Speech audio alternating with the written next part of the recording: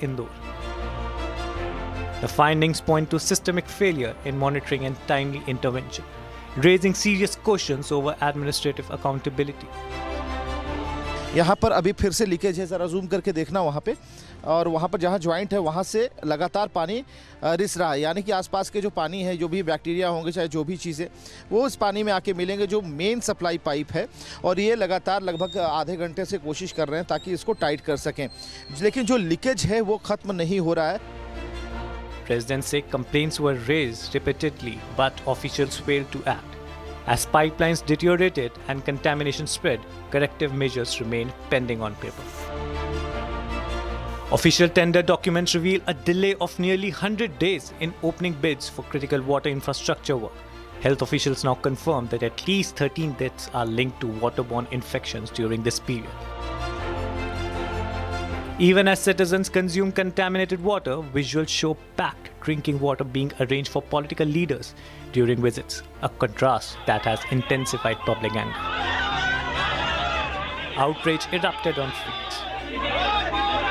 कैलाश जी, कैसे जांच हो रही है, किस दिशा में जांच हो रही है? देखिए, जांच तो जिस दिशा में होती है उसी दिशा में होती है. नहीं, देखिए कौन सी दिशा तो बताएंगे ना कि अभी तक क्या फाइंडिंग्स हैं. कौन सी जांच की बात कर रहे हैं आप? यहाँ पानी की जांच भी हो रही है. पानी की जांच, अभी जो बस्ती से हम लोग आ रहे हैं वहाँ पर आज भी गंदा पानी हमने देखा है. नहीं, पानी तो सप्लाई बंद है अभी. नहीं, सप्लाई बंद है, लेकिन जो टंकी को साफ करने के बाद भी जो पानी स्टॉक हो रहा है उसमें भी गंदगी है और बहुत बदबूदार. मैं कह रहा हूँ ना, पानी सप्लाई बंद है तो फिर कहाँ से गंदगी आ रही है? पुरानी गंदगी होगी. लेकिन आज की पानी की बात कर रहे हैं वो. अरे आज तो पानी सप्लाई नहीं हुआ. उन्होंने इस्तेमाल नहीं किया, वो लोग ये कह रहे हैं. हाँ, तो कैसे करना? मना किया हमने. अभी पानी का टैंकर का पानी, वैकल्पिक व्यवस्था क्या है? पानी के टैंकर लगे हैं, सब जो टैंकर लगे हैं. तो जो बस्ती वाले हैं उनको आप कह रहे हैं कि वो टैंकर से पानी लेने के लिए आए. टैंकर से पानी पिए. उनके घर तक सप्लाई कब तक हो जाएगी? अब वो जब तक नॉर्मल कंडीशन नहीं होती जब तक नहीं. नॉर्मल कंडीशन कितने दिन में हो जाएगी? अब देख लें, बड़ी बस्ती है और पूरी टीम लगी, कम से कम 200 से ज़्यादा कार्यकर्ता. ऐसी कोई लिस्टिंग है जहां पर लीकेज की बात सामने आई कि कितने लीकेज है अभी? अभी एक लीकेज तो बड़ा वाला फाइंड आउट हुआ है, बाकी भी सब दूर जांच चल रही है. In the aftermath, a senior bureaucrat was removed from service. ये इतना बड़ा घटनाक्रम हुआ है, जो ये दुर्भाग्यपूर्ण घटना हुई है, इसके पीछे यही वजह है. शर्मिंदा हैं आप? बहुत. आप मानते हैं कि आपके ऊपर सरकार ने ठीकरा फोड़ दिया? नहीं, मैं ऐसा नहीं मानता. आप दबाव में हैं? नहीं, दबाव मतलब क्या? मैं समझ नहीं पा रहा हूँ आपकी बात. मतलब आपको ऐसा लग, आप गिल्ट फील कर रहे हैं? हाँ, गिल्ट तो है ना, क्यों नहीं? इतनी बड़ी घटना में गिल्ट तो है. What has drawn a further scrutiny is a subsequent meeting between the sacked official and Akash Vijayvargiya, the son of senior BJP leader and cabinet minister Kailash Vijayvargiya. What position does the minister's son have? What is his role? What is his capacity? Is this the way you run a government? Is this the way you were voted? Were you voted that a person who holds no position is in the middle of a supervision of works? In what capacity has this minister's, Neta's son been allowed to interfere in a government process? What on earth is going on here? Any random person comes saying, मैं नेता का बेटा हूँ, I'm going to interfere in this process. He is neither an MLA, nor an MP, not a minister. He is just the son of a cabinet minister in Madhya Pradesh who is under fire, called Kailash Vijayvargiya. The BJP must think. If you're talking about dynas, if that is the reason why Rahul Gandhi you consider, and rightly so.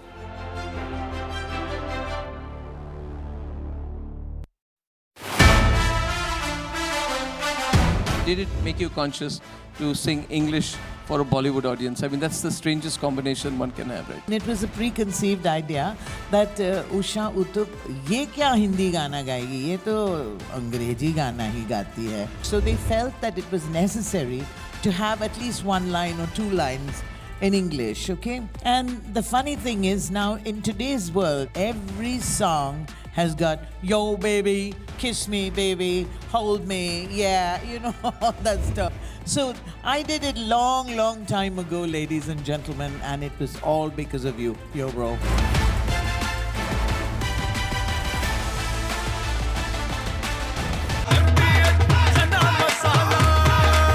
अब छोलिया हो या लोबिया, सफेद चने या काले चने, सब कुछ मजेदार बने. केसरिया से मन जोगी हुआ रे,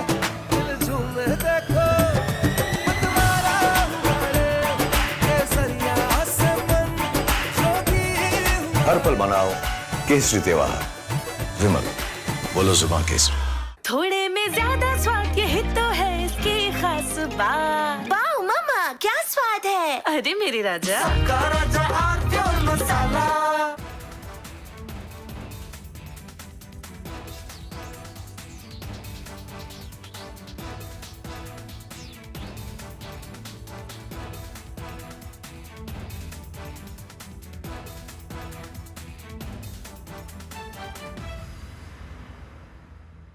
दादी के हाथों का जादू और खुशबू से महकता घर, माँ की मुस्कुराहट और खाने की सुगंध। MDH गरम मसाला, क्योंकि हर रिश्ता है स्वाद से जुड़ा। 5, 4, 3 S200 motors.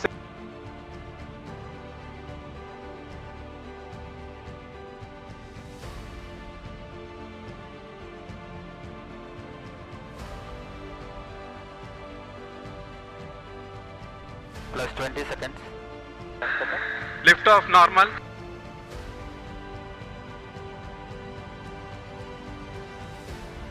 L40 stages are ignited. Plus 5 seconds. Plus 20 seconds. First stage performance normal.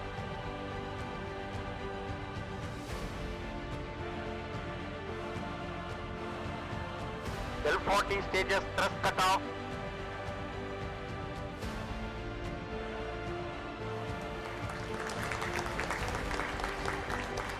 Plus 5 seconds. Auto trekking. PT driver tracking. PSLV 661 का सफलतापूर्ण उत्थापन प्रथम प्रमोचन मंच से अपने उद्दिष्ट कक्षा की ओर अपना सफर First जारी stage कर चुका है। performance normal. There's a magnificent 2, 1, 0. All L40 engines generating nominal thrust. S139 motor ignited. First stage performance normal.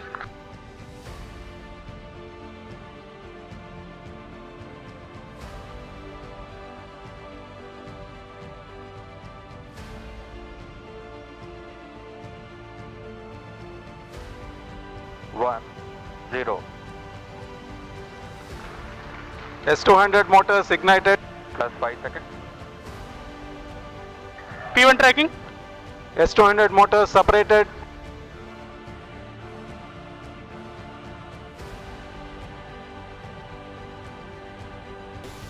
Two, 1, 0. First stage performance normal.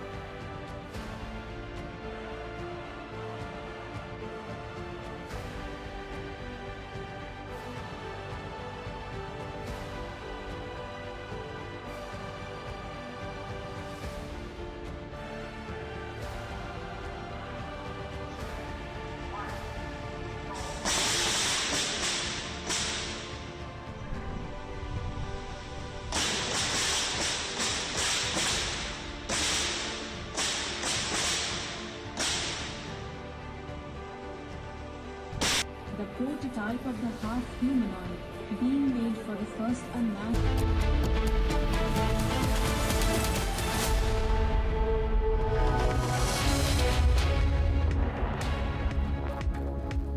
A very warm welcome, viewers. You're watching the Republic TV. This is Shivam Dutt Mehta, and our top focus in this bulletin will be the Indore water contamination case. Now, there's an update in this story. Documents show how Jal Jeevan Mission warnings were ignored by ministers in Indore. This and a lot more. But first up, the headlines. Now, as per documents, Jal Jeevan Mission warnings were ignored by ministers in Indore. It is confirmed that negligence, criminal negligence, led to death of 13 innocent lives. In video before death, student who died after sexual assault recounts horror, names her professor in the confession. Centre orders X to immediately remove obscene, sexually explicit content. Remark by Uttarakhand minister's husband on Bihar women lands him in trouble. He says girls in Bihar are available for 20 to 25,000 rupees.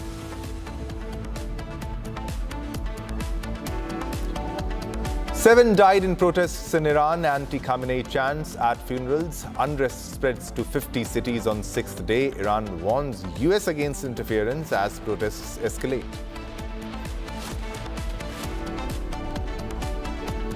As protests escalate, US President Donald Trump has warned Iran against targeting protesters, while an Irani official too has warned US against interference. Madras High Court has given permission for Sandalwood Festival at Thiruparankunram Hills. No animal sacrifice or non-vegetarian food is allowed.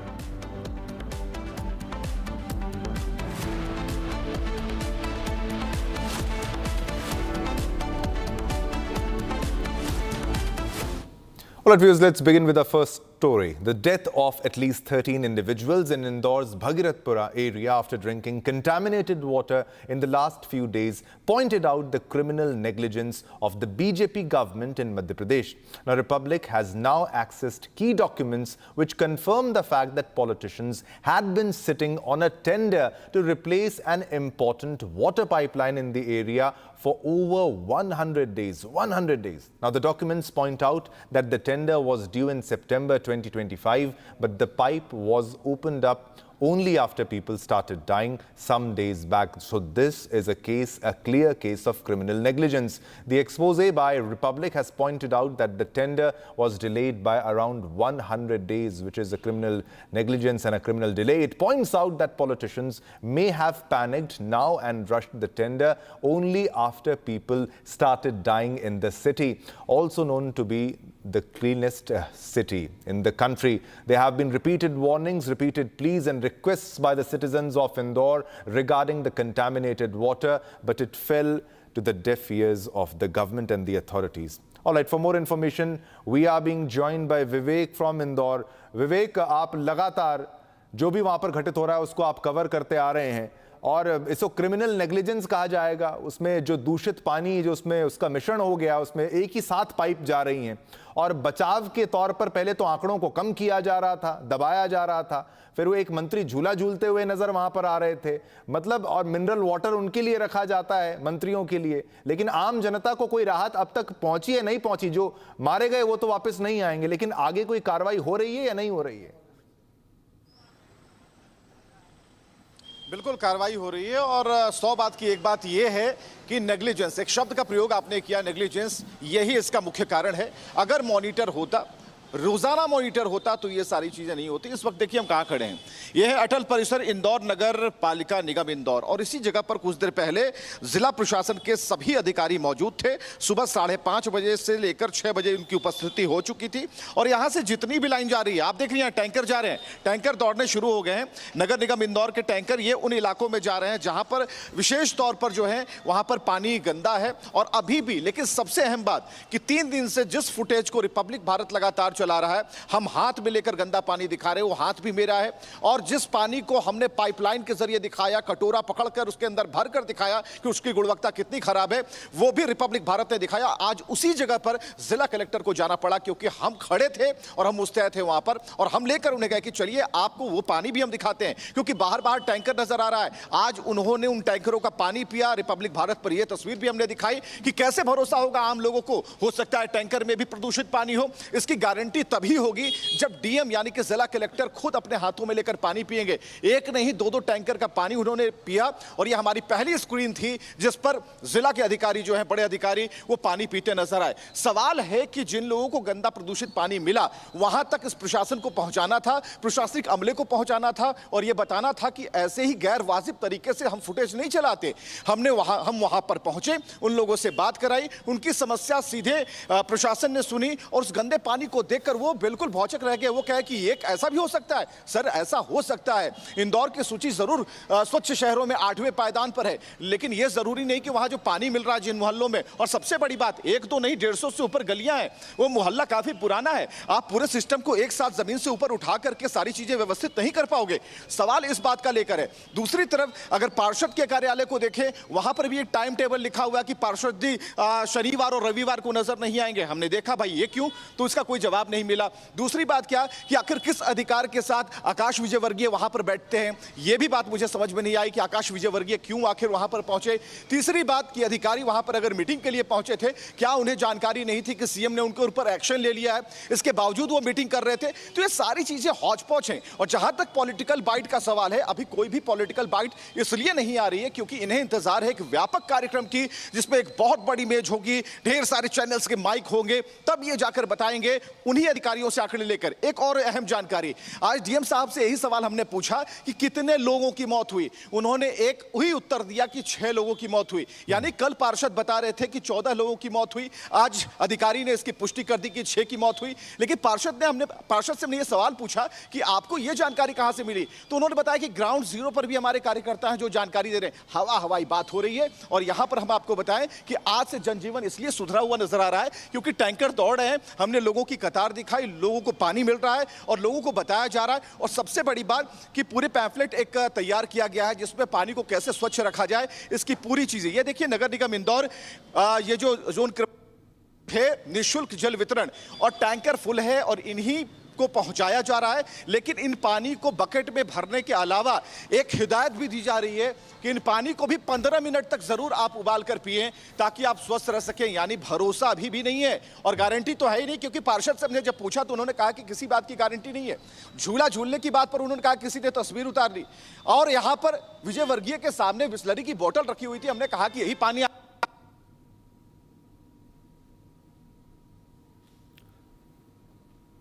All right, so Vivek is joining us from Indore. He was giving us exclusive latest details. Yeah, Vivek, आप जारी रखिए। हाँ।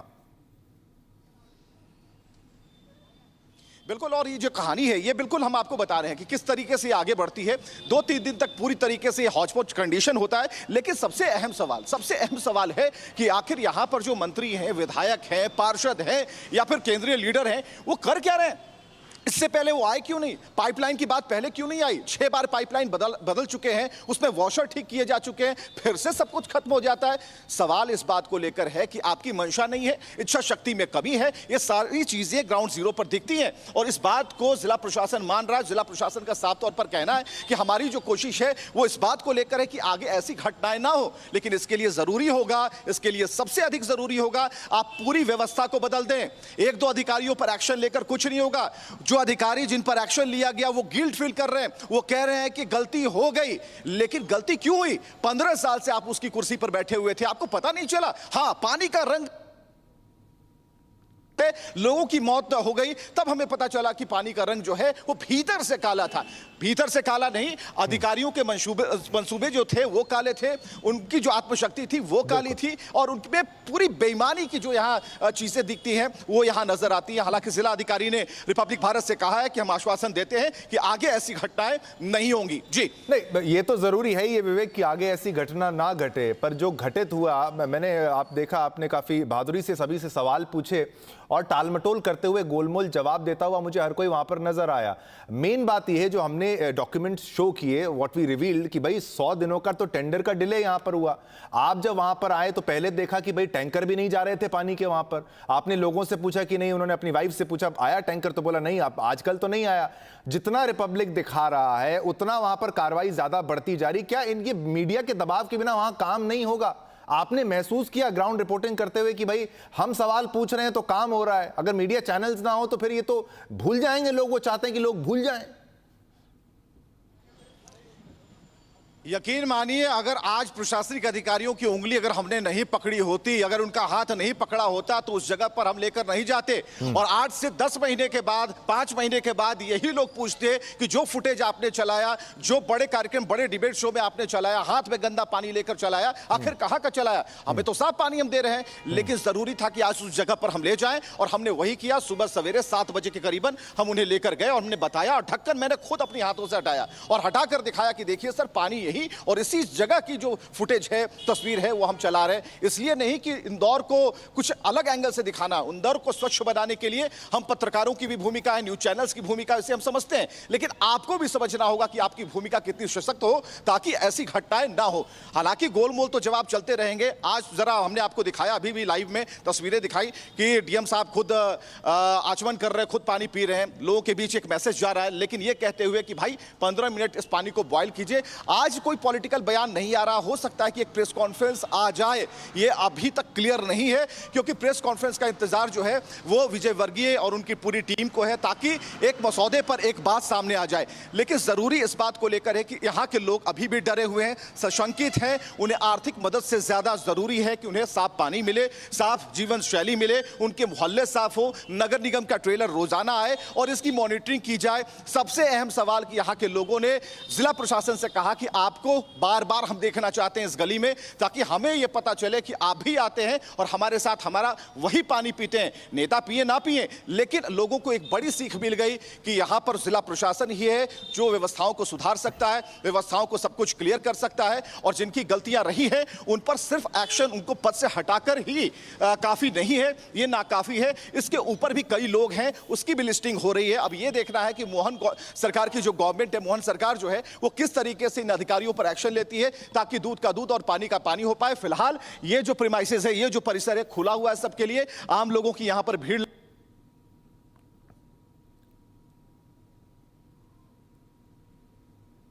बिल्कुल बिल्कुल विवेक, बहुत बहुत शुक्रिया। आप बहुत बहादुरी से आप वहां पर रिपोर्टिंग कर रहे हैं, and he is bringing us all the details, and he's asking the tough questions to the administration, to the government, and he wants the replies, correct replies on what's happening in Indore and why this criminal negligence took place. All right, let's move on to our next top story. It's related to Indore water crisis. Now, Indore's water crisis, the contamination has deepened, exposing a shocking tale of negligence. Contaminated water laced with fecal, I repeat, fecal coliform and cholera-causing bacteria, which is toilet water, has claimed multiple lives, sparking widespread outrage. Now, Republic TV's investigation reveals a 100-day delay in addressing the issue, despite repeated complaints. As citizens suffer, politicians enjoy packaged drinking mineral water. Now, questions linger. Was it a case of systemic failure or a deliberate cover-up?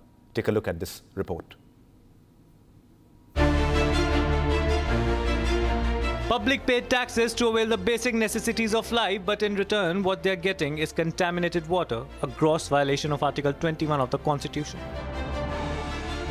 Republic's investigation shows that contaminated drinking water flowed through the city pipelines for weeks, triggering illness and deaths, while official action remains stalled. Laboratory reports accessed by the Republic confirm multiple disease-causing bacteria in water samples collected from different locations across Indore. The findings point to systemic failure in monitoring and timely intervention, raising serious questions over administrative accountability.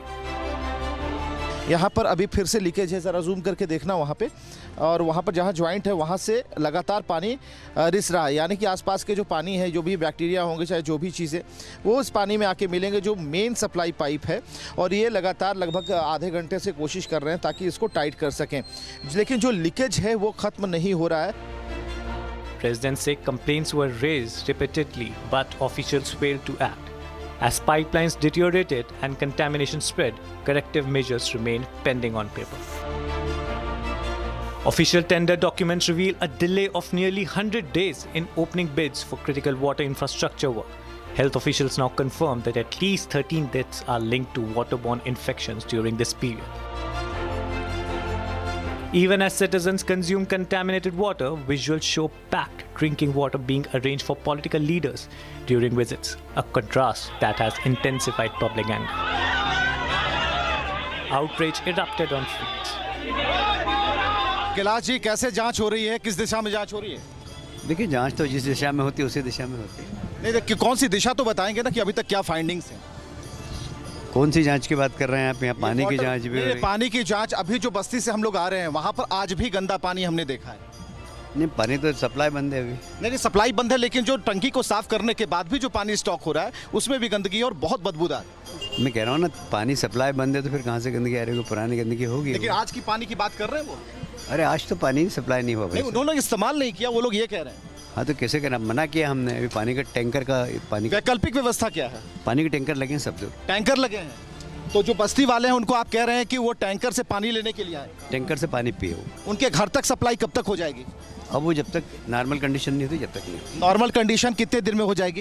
अब देख लीजिए, बड़ी बस्ती है और पूरी team लगी, कम से कम 200 से ज़्यादा कार्यकर्ता। ऐसी कोई लिस्टिंग है जहां पर लीकेज की बात सामने आई कि कितने लीकेज है अभी? अभी एक लीकेज तो फाइंड आउट हुआ है, बाकी भी सब दूर जांच चल रही है। In the aftermath, a senior bureaucrat was removed from service.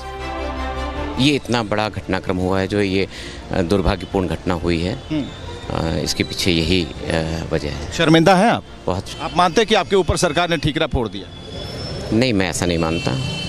आप दबाव में हैं? नहीं दबाव मतलब क्या, मैं समझ नहीं पा रहा हूँ आपकी बात। मतलब आपको ऐसा लग, आप गिल्ट फील कर रहे हैं? आप गिल्ट तो है ना, क्यों नहीं, इतनी बड़ी घटना में गिल्ट तो है। What has drawn a further scrutiny is the subsequent meeting between the sacked official and Akash Vijayvargiya, the son of senior BJP leader and cabinet minister Kailash Vijayvargiya. What position does the minister's son have? What is his role? What is his capacity? Is this the way you run a government? Is this the way you were voted? Were you voted that a person who holds no position is in the middle of a supervision of works? In what capacity has this minister's Neta's son been allowed to interfere in a government process? What on earth is going on here?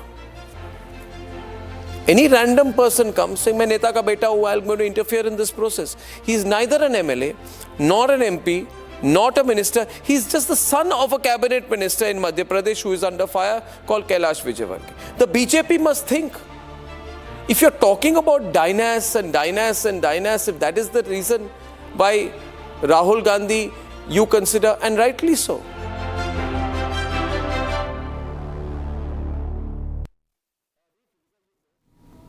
Well, viewers, let's move on to a next top story. Now, Girdhari Lal Sahu, husband of Uttarakhand Minister Rekha Arya, has sparked a controversy with his remarks about women in Bihar, saying girls are sold for rupees 20,000 to 25,000 rupees in Bihar. The comment was made during a public event in Almora. The video of his statement went viral after that, drawing sharp criticism from the opposition parties, women's groups, and even the Bihar unit of the BJP. Take a look at this report for more details.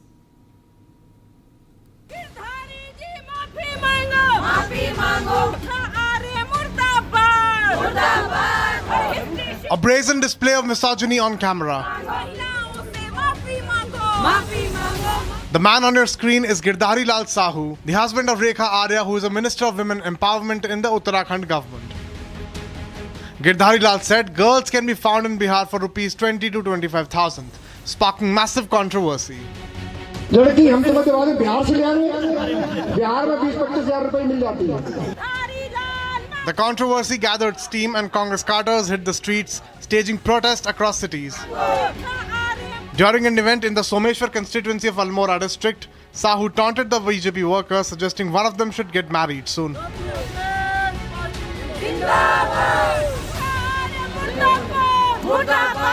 He further said, "We'll find you a wife from Bihar for 20 to 25,000 rupees, sparking uproar. क्योंकि हमारी Bharatiya Janata party की एक system है कि संगठन हमारा सर्वोपरि, लेकिन मैं निवेदन करूंगा कि राहुल जैसे 5 लड़कियां, जिसमें अशोक जलाल भी है, जिसमें नवीन तुम कितनी उम्र के बेटा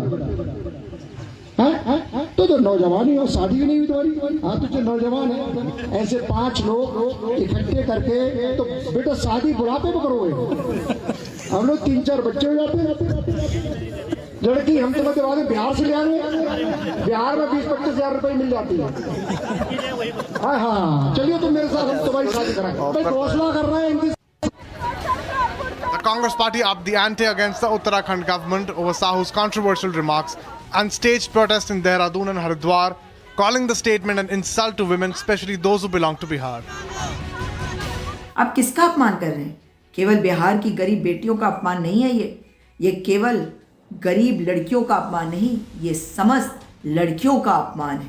और ये आपकी मानसिकता दिखाता है मंत्री पति जी कि किस तरह से आप बेटियों के बारे में सोचते हैं.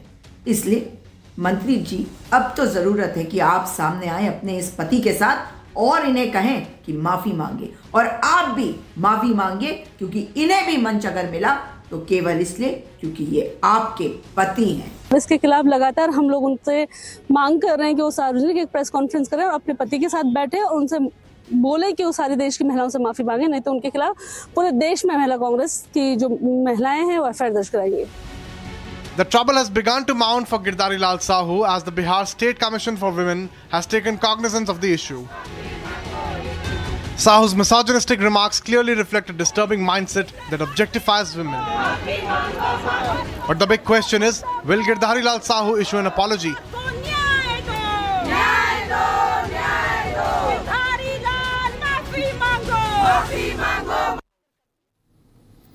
Well, it was time to slip into a short commercial break, but don't go anywhere. Coming up next, Centre orders X to immediately remove obscene sexually explicit content.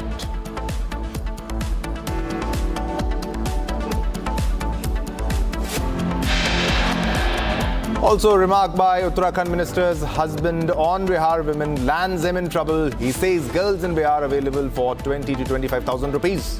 Coming up next.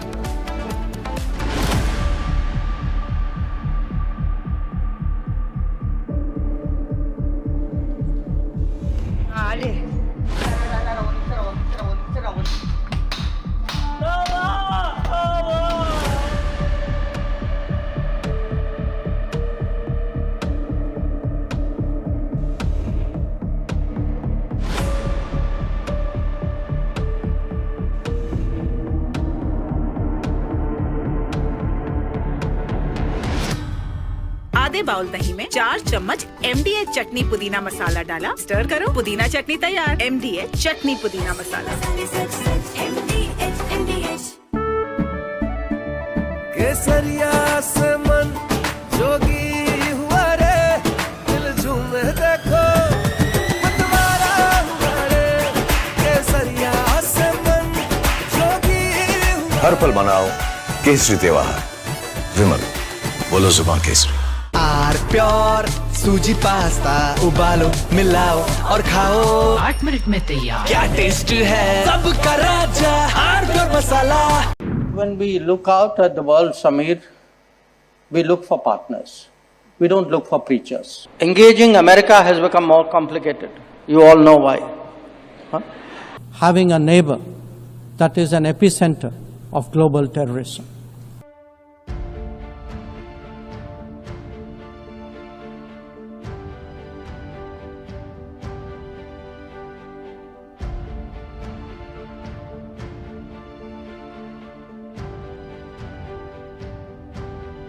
India in 2025 saw many international diplomatic moments of India's External Affairs Minister, Dr. S. Jaishankar, who literally turned international politics and the diplomacy that comes with it into an art of savage roasts.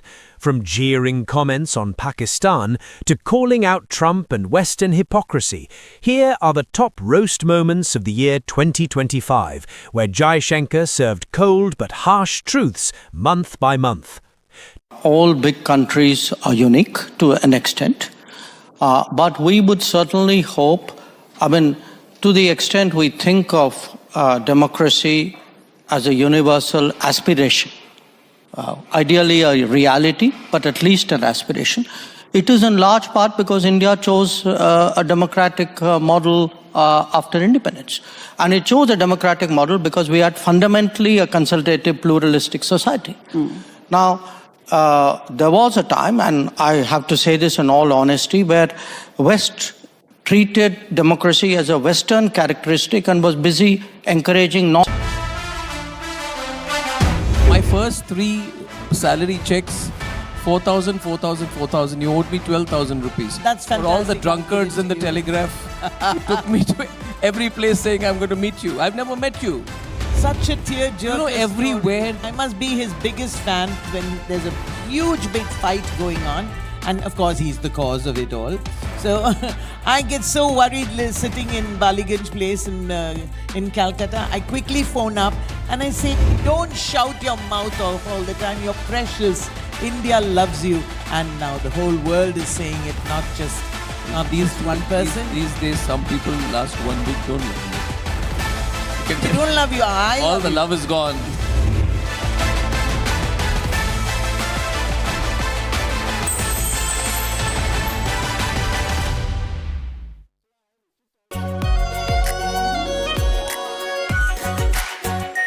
Our pure Shahi Paneer Masala. Delicious, healthy, every day.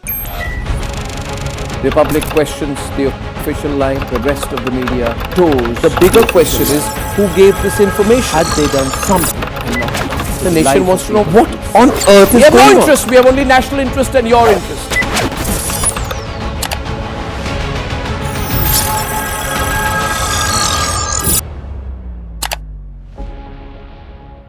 ये है secret recipe MDH का जीरा SIP जल जीरा मसाला। SIP SIP जीरा SIP MDH का जल जीरा सिप MDH का जल जीरा SIP.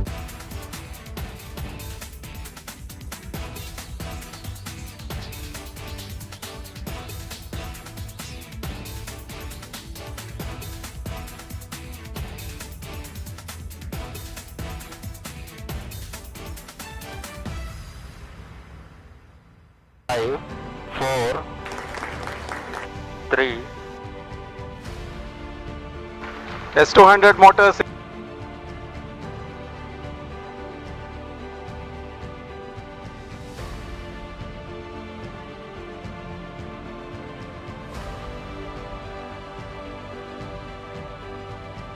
Plus 20 seconds. Lift off normal.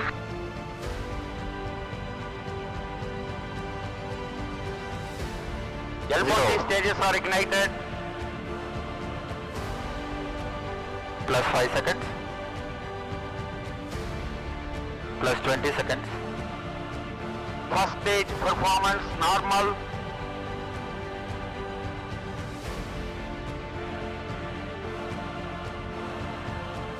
L40 stages thrust cut off.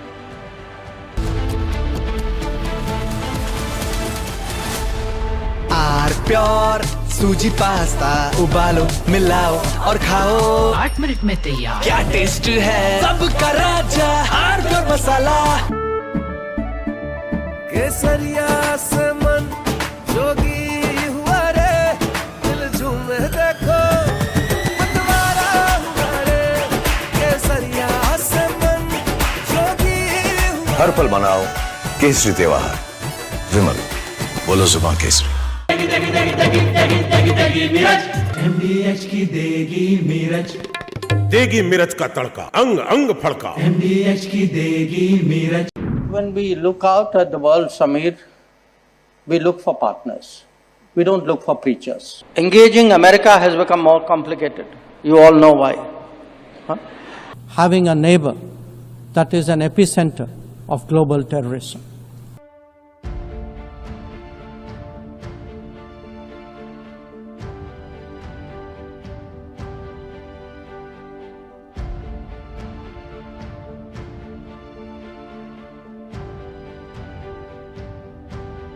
India in 2025 saw many international diplomatic moments of India's External Affairs Minister, Dr. S. Jaishankar, who literally turned international politics and the diplomacy that comes with it into an art of savage roasts. From jeering comments on Pakistan to calling out Trump and Western hypocrisy, here are the top roast moments of the year 2025, where Jaishankar served cold but harsh truths month by month. All big countries are unique to an extent, but we would certainly hope, to the extent we think of democracy as a universal aspiration, ideally a reality, but at least an aspiration. It is in large part because India chose a democratic model after independence. And it chose a democratic model because we had fundamentally a consultative, pluralistic society.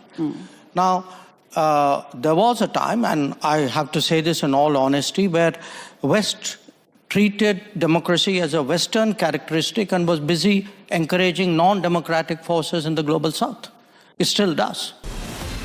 from Asia's largest news headquarters. Setting the agenda for Bharat.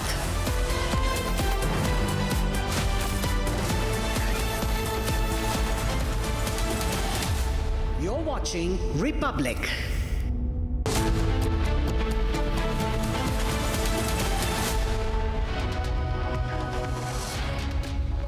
All right, viewers, there's a big breaking news that is coming in right at this moment. It is about KKR and the Bangladeshi player. Now, the BCCI secretary, Devajit Sekhia, has directed KKR, that is Kolkata Knight Riders, to release the Bangladeshi pacer, that is Mustafizur Rahman, from their team due to recent developments and the uproar. The BCCI has also stated that if KKR demands, a replacement will be allowed for them. Now, this decision comes amid controversy and backlash over KKR's signing of Mustafizur Rahman, with some groups citing anti-Bangladesh sentiment following reports of violence against Hindus in Bangladesh. However, it's worth noting that the BCCI had earlier clarified that there is no ban on Bangladeshi players participating in the IPL, stating Bangladesh is not an enemy nation. So this is a huge development. This is a huge impact of continuous coverage by Republic and the debates we had. And now it's a big impact of our coverage that now BCCI secretary has directed KKR to release the Bangladeshi player. Now, for more details, we are being joined by Iona from the newsroom. Iona, this happens to be the impact of continuous coverage of Republic, and the impact is visible. BCCI has directed KKR to remove the player. This was the demand of the public. This was the sentiment of the public. Religious leaders were saying that. Indian nationals were saying that. And it happened because of the pressure. Because earlier they were saying there is no ban. Iona, over to you. Absolutely. Shivam, let's tell our viewers that this is, the impact, a direct impact of the national uproar that we have been seeing over the last 1 week. Let's tell our viewers, Shivam, that we were one of the first few channels to report on the fact, to question the need to induct a Bangladeshi player into KKR, into the Kolkata Knight Riders team.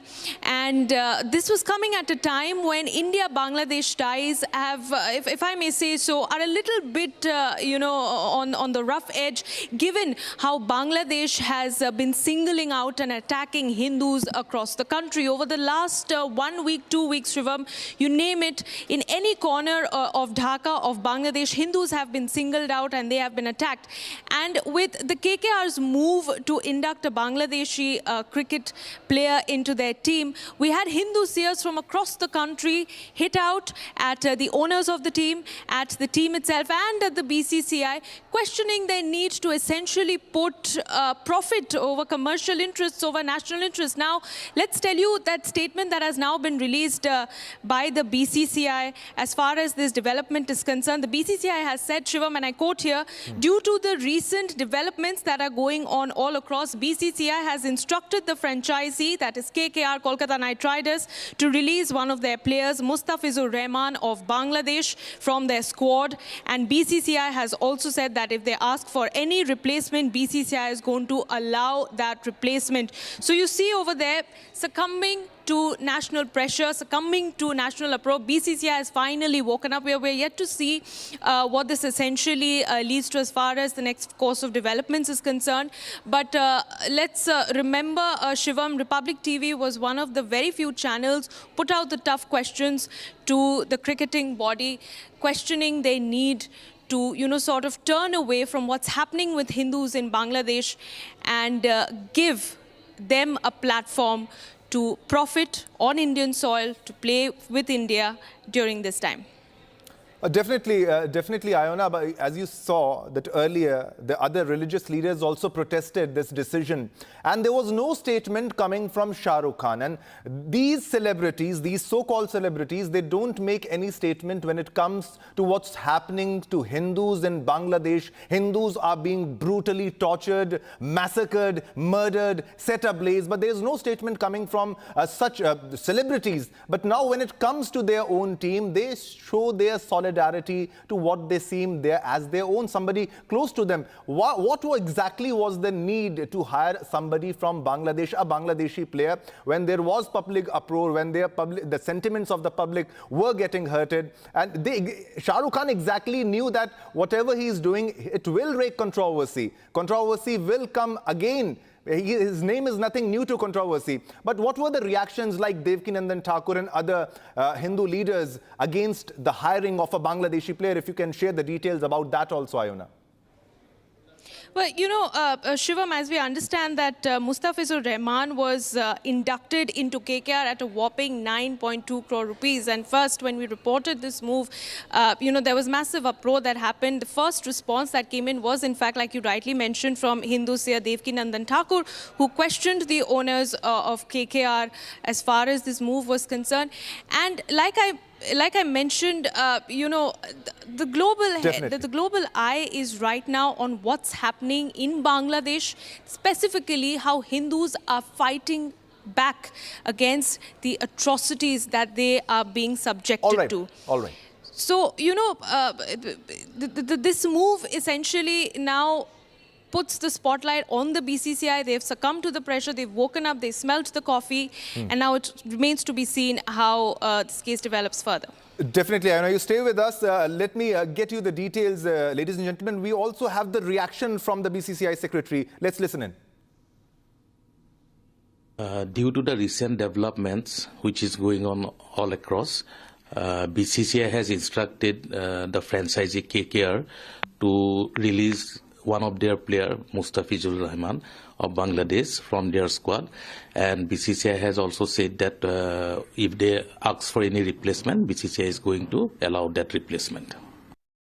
Due to the recent developments which is going on all across, BCCI has instructed the franchisee KKR to release one of their player, Mustafizur Rahman of Bangladesh, from their squad. And BCCI has also said that if they ask for any replacement, BCCI is going to allow that replacement. All right, viewers, to understand what exactly this controversy is all about, have a look at this special report. IPL and controversies have always walked side by side, and once again, a storm has gripped the league. A new row is targeting the Kolkata Knight Riders, this time over their decision to sign Bangladesh pacer Mustafizur Rahman. Voices are demanding over his removal, raising questions on why Bangladeshi players are being included in the league amid strained ties. Hindu spiritual leader Jagadguru Swami Rambhadracharya has launched a sharp attack, questioning Kolkata Knight Riders co-owner Shah Rukh Khan's stance on national issues. वो कब देश का समर्थक रहा है? ये बहुत बड़ा अनुचित हो रहा है। बांग्लादेश को खेल में बुला रहा है वो हमारा आदर्श नहीं है। कह दिया नाम की तुलना भी कांग्रेस के नेता राहुल गांधी से कर रहे हैं। दुर्भाग्य है। अमृत की तुलना गटर से नहीं होती। महाराज जी, क्या सनातनियों को शाहरुख खान का बहिष्कार करना चाहिए? पूर्ण बहिष्कार करना चाहिए और कर दिया बहिष्कार। Speaking on the controversy, Rambhadracharya said, when has Shah Rukh Khan ever supported the country? His wife once said the country suffocates her. He's not our ideal. Spiritual leader Devkinandan Thakur has also slammed Shah Rukh Khan for bringing Mustafizur Rahman into KKR, calling it a disregard of Hindu sentiments. एक Bangladeshi cricketer है, मात्र एक, जो IPL में खरीदा गया है। और जानते हो किसने खरीदा है? यही रहता है तुम्हारी बंबई में। हमने सुना उसका प्रेम ऐसे ही लोगों से बहुत है जो हिंदुओं को दुख दे। अगर तुम्हें हिंदुओं से प्रेम है, अगर तुम्हें भारत से प्रेम है, और अगर हिंदुओं के मरने का दुख तुमको भी है, उस 6 वर्ष की बच्ची को जलाए जाने का दुख तुमको भी है, तो मिस्टर केकेआर उस खिलाड़ी को, बांग्लादेश के खिलाड़ी को अपनी टीम से निकाल के बाहर करो। Initially, 6 Bangladeshi players were shortlisted but went unsold. Mustafizur was brought with a base price of rupees 2 crores, but the final price was settled on 9.2 crore rupees. Meanwhile, in defense, the BCCI has said that they were in contact with the government. The BC said did not receive any directions or indication to bar Bangladeshi players. Therefore, Mustafizur Rahman is all set to play in the IPL unless the government directs otherwise. All right, viewers, let's move on to our next big breaking news that is coming in right at this moment. Now, Ajit Pawar has given indications that Sharad Pawar and Ajit Pawar might come together. Now, when Ajit Pawar was asked about a possible alliance, he was asked about a possible alliance between the two NCP factions, that is the NCP and NCP-SP factions in Pimpri Chinchwad, Pune, he replied, "May your words come true." So, what is he hinting to? Is he hinting towards a merger? This statement by Ajit Pawar hints at a potential merger of the two NCP factions. Now, in Pune, Pimpri Chinchwad and Parbhani, the two NCP factions are contesting the municipal corporation elections together, while in other places they are contesting separately against each other also. However, this location is important for the Ajit Pawar family, for the Pawar family. That's why they gave this argument that they are coming together and contesting together elections here. Now, Ajit Pawar has indicated that in the future, the NCP led by Sharad Pawar and the NCP led by Ajit Pawar might join forces. So this comes as a big statement.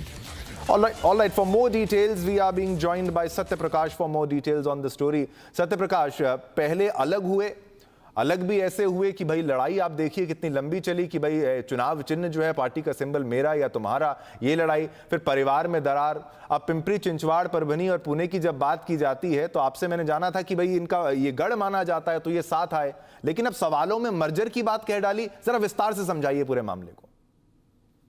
देखिए शिवम, बड़ा दिलचस्प है महाराष्ट्र की राजनीति और Pawar family की राजनीति, क्योंकि जिस तरह से यहाँ पे राजनीति वोट बैंक को लेकर हो रही है, जिस तरह से महाराष्ट्र के 29 महानगर पालिका चुनाव हो रहे हैं, चुनाव में कहीं कहीं 3 जगहों पर दोनों साथ में चुनाव लड़ रहे हैं, एनसीपी अजित पवार गुट और एनसीपी शरद पवार गुट। परभनी, पुणे, पिंपरी चिंचवड़ में तीनों जगह साथ में लड़ रहे हैं, लेकिन और अन्य जगह महानगर पालिका में एक दूसरे के सामने लड़ रहे हैं। आज कल जब उनसे पूछा गया है कि क्या आने वाले दिनों में दोनों मर्ज होंगे, मतलब साथ में आएंगे चाचा भतीजे, तो उन्होंने कहीं कहीं सहमति जताते हुए कहा कि अच्छी बात है अगर हम साथ में आते। तो कहीं कहीं अजीत पवार की तरफ से एक साफ तौर इशारा है कि आने वाले दिनों में महाराष्ट्र की राजनीति में जो चाचा भतीजे जो अलग हुए हैं, जो अलग अलग लड़ रहे हैं दूसरी जगहों पर, साथ में आएंगे। दूसरी बात, कहीं कहीं उन्होंने वहीं पर बीजेपी पर टारगेट करते हुए कहा, क्योंकि 29 महानगर पालिका चुनाव है और बीजेपी आमने सामने है, तो बीजेपी पर निशाना साधते हुए कहीं कहीं कई आरोप लगाए, जिसमें उन्होंने कहा कि बीजेपी को सत्ता का नशा चढ़ गया है जो आने वाले दिनों में उतारा जाएगा। तो कहीं कहीं चाचा भतीजे जिस तरह नजदीक आ रहे हैं तो कहीं कहीं बीजेपी को अब टारगेट बना रहे हैं। दूसरी बात, उन्होंने कहा कि जो 70,000 करोड़ का जो हमारे पर आरोप लगाया था, मतलब बीजेपी ने आरोप लगाया था, वही आज हम महायुति सरकार में है, वो लोग हमारे से दूर नहीं गए। तो कहीं कहीं ये साफ तौर से इशारा है कि आने वाले दिनों में चाचा भतीजा यानी शरद पवार और अजित पवार साथ में आएंगे। और जिस तरह से राजनीति दिख रही है, महाराष्ट्र की राजनीति जिस तरह से दिख रही है, महानगर पालिका चुनाव में एक दूसरे के सामने खड़े हैं, एक दूसरे पर निशाना साध रहे हैं, और आने वाले महाराष्ट्र की राजनीति में कुछ अलग तस्वीरें देखने को मिल सकता है। शिवम, बिल्कुल ये बहुत बड़ी खबर है। आप मेरे साथ बने रहिए सत्य प्रकाश। एक और बड़ी खबर जो मैं दर्शकों के साथ साझा कर दूं, ladies and gentleman, there is another big development in this story. Now Ajit Pawar has launched a scathing attack on the BJP at a press conference in Pimpri Chinchwad, Pune, alleging corruption and extortion in the city's municipal corporation. Now, he claimed the BJP had formed a ring in the tendering process. Now, he's alleging BJP, just imagine, looting crores. He accused them of being intoxicated with power and arrogance. Now, Pawar also questioned BJP MLA Mahesh Langde's sudden wealth, asking about the source of his increased property income value. He further alleged that a gang of robbers is operating freely in the city, targeting the BJP. Pawar stated that he has proof of the alleged extortion and corruption, sparking a heated political debate. So, another big statement. And what exactly does he tend to do by this? Now, let's listen in what Ajit Pawar is saying. तुम्हाला माहिती आहे माझ्यावर 70,000 कोटीचा भ्रष्टाचाराचा आरोप झाला ना? ज्यांनी केलं त्या सगळ्यांच्या बरोबर मी सरकारमध्ये आहे का? आहे ना? तुम्हाला माहिती आहे माझ्यावर 70,000 कोटीचा भ्रष्टाचाराचा आरोप झाला ना? ज्यादा ज्यादा केलं तर सगळ्यांच्याबरोबर सरकारमध्ये आहे ना All right, we have Satya Prakash with us for more details on this story too. Satya Prakash, ये साथ में हैं या अलग हैं, ये समझना थोड़ा मुश्किल हो रहा है. ये पेचीदा कहें या दिलचस्प कहें, क्या कहें समझ नहीं आता. लेकिन बीजेपी के साथ होके ही वो ऐसी बात कह दें कि भाई बीजेपी ने एक्सटॉर्शन किया, करप्शन किया, मुझ पर 70,000 करोड़ के घोटाले का आरोप था, लेकिन मैं उन्हीं के साथ सरकार में हूं. जरा विस्तार से समझाइए ये मामला क्या, ये कैसे स्टेटमेंट दे दिया उन्होंने. शिवम, पवार परिवार को समझना बड़ा मुश्किल है, चाहे शरद पवार हो चाहे अजित पवार हो. शरद पवार कभी इधर रहते कभी उधर रहते. यही हाल दिखाई दे रहा है कि जो अजित पवार का है. अजित पवार जो है महायुति में है, सरकार में है. एनसीपी, अजित पवार, बीजेपी और शिंदे गुट, शिवसेना शिंदे गुट तीनों मिलकर सरकार चला रहे हैं. लेकिन महानगर चुनाव में जिस तरह से एक दूसरे के खिलाफ बयानबाजी हो रही है, साफ तौर से जिस तरह से अजित पवार ने कहीं न कहीं निशाना साधते हुए कहा कि बीजेपी ने ही हमारे ऊपर आरोप लगाया था कि 70,000 करोड़ का घोटाला किया है. इन्होंने ही हमें हमारे ऊपर आरोप लगाया था. लेकिन आज ये हमारे साथ में 3 बार ये शब्द कहीं कहा कि यही लोग हमारे ऊपर आरोप लगाए थे, लेकिन आज हमारे साथ में सरकार में. कहीं न कहीं साफ तौर से तस्वीरें दिख रहा है कि जो महानगर पालिका चुनाव है, एक दूसरे के सामने खड़े हैं, एक दूसरे के विरोधी हैं, चुनाव लड़ रहे हैं.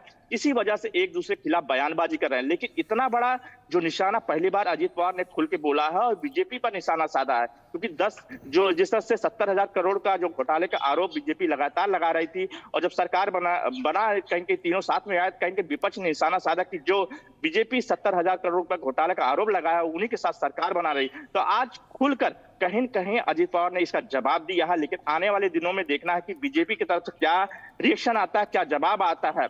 Shivam. All right, thanks a lot Satya Prakash विस्तार से इस पूरी खबर को अच्छे से समझाने के लिए. And just because of politics and because of municipal elections, they are making such comments. All right, viewers, now it's time to move on to our next segment, that is Bharat in 1 minute.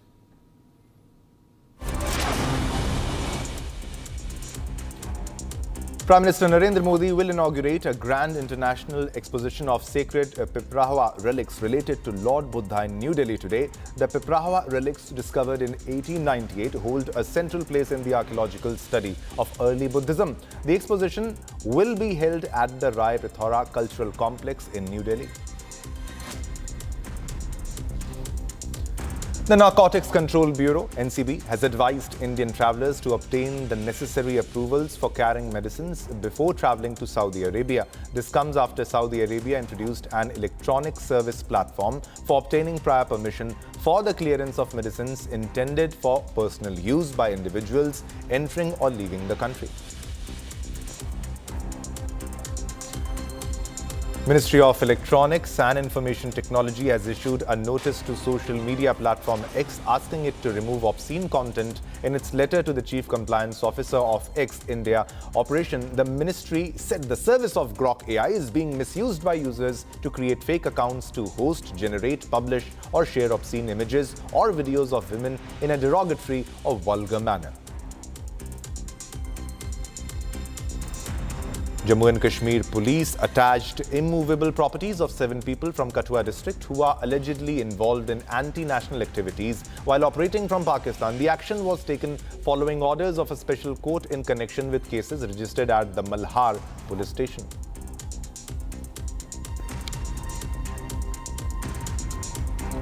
All right, viewers, let's move on to our next top story. The Himachal Pradesh State Women's Commission has taken serious cognizance of the 19-year-old student's death in Dharamshala. Chairperson Vidya Negi has sought a detailed report from the SP Kangra, emphasizing the need for an impartial and thorough investigation on to determine the circumstances surrounding her death.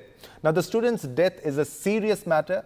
I quote, as they say, "We have asked the SP Kangra for a comprehensive report. We'll investigate every aspect to ensure justice for the victim, and those responsible will face strict action. The police are investigating the case and the family is seeking justice. They are suspecting foul play in this case." So this is a big development. In the Himachal Pradesh State Women's Commission has taken serious cognizance of the 19-year-old student's death in Dharamshala. So the Women's Commission has now taken cognizance of the student's death. The chairperson of the Women Commission has now sought a detailed report from the SP Kangra. All right, for more details, we are being joined by Lalit. Lalit, what exactly is happening in this case? What are the latest developments, if you can run us and our viewers through it? And what exactly has the Women Commission said? Lalit, over to you. If you talk about this whole matter, as there is an outrage all across Himachal, especially if you talk about Dharamshala. If you talk about the present status of this case, today, right now, we are standing in the Dharamshala, in the SP office, where the SP Kangra has called off a meeting with all the officials of the police, which include the ASP Veer Bahadur and the other DSPs, to further look into this case. Apart from that, if you talk about some minutes before, the father of the victim has also reached the SP office, where the statement and where the probe is further going on. Apart from that, if you talk about in this whole matter right now, the investigation is going on already. An FIR has been registered against the professor and the 3 students, on which in the video which has been circulated in social media, in which there are allegations that the professor has sexually harassed and assaulted the 19-year-old victim. Apart from that, there have been extreme charges, serious charges on the 3 students also, in which she has alleged that she was being ragged and bullied by the 3 students. So after that, she was being taken into treatment in different hospitals, and last year on 26 December, she died while treatment in Dharamshala. So there are a number of angles on which right now the police is taking the probe ahead.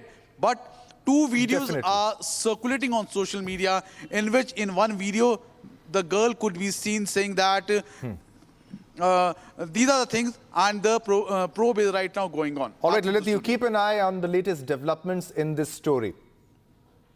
Well, viewers, now it's time to slip into a short commercial break, but don't go anywhere. Coming up next, the remark by Uttarakhand minister's husband on Bihar women lands him in trouble. He says girls in Bihar are available for 20 to 25,000 rupees.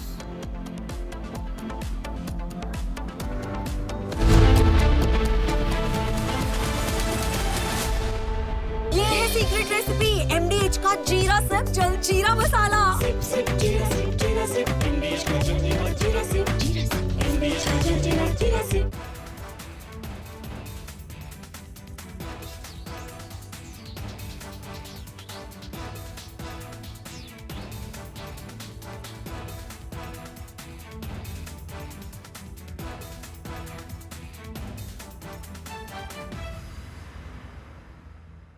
थोड़े में ज्यादा स्वाद, यही तो है इसकी खास बात। वाओ मामा, क्या स्वाद है? अरे मेरे राजा, राजा और pure masala.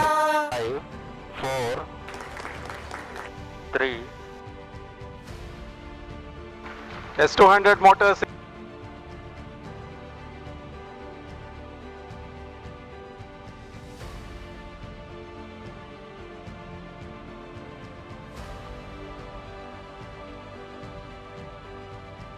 Plus 20 seconds. Lift off normal.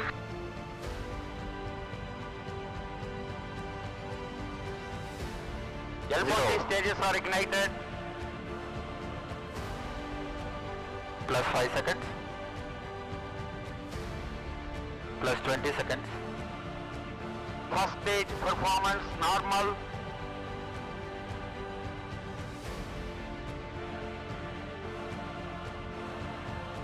L40 stages thrust cut off.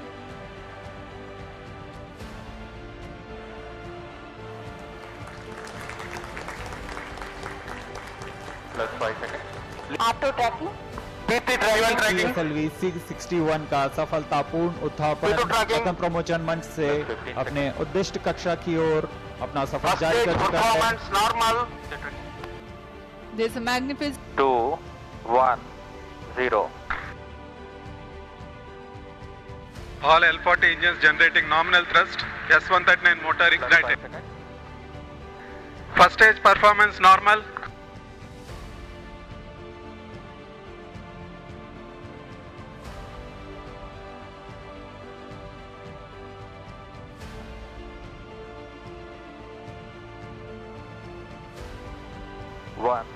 0. S200 motors ignited. Plus 5 seconds. P1 tracking. S200 motors separated.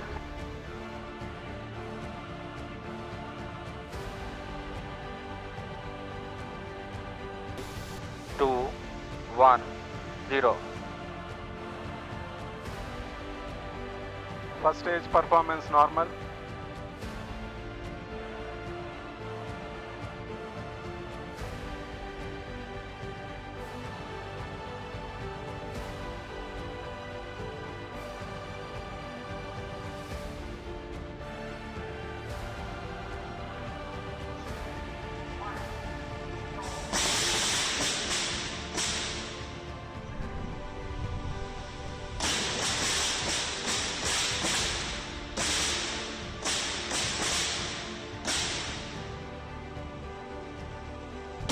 The prototype of the half-humanoid being made for the first unmanned Gaganyaan mission.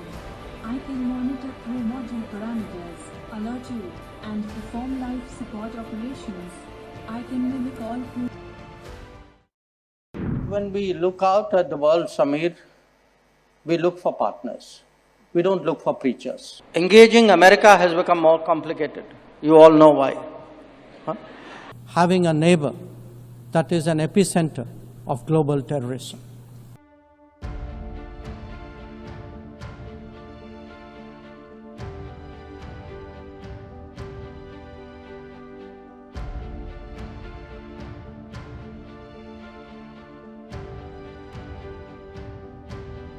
India in 2025 saw many international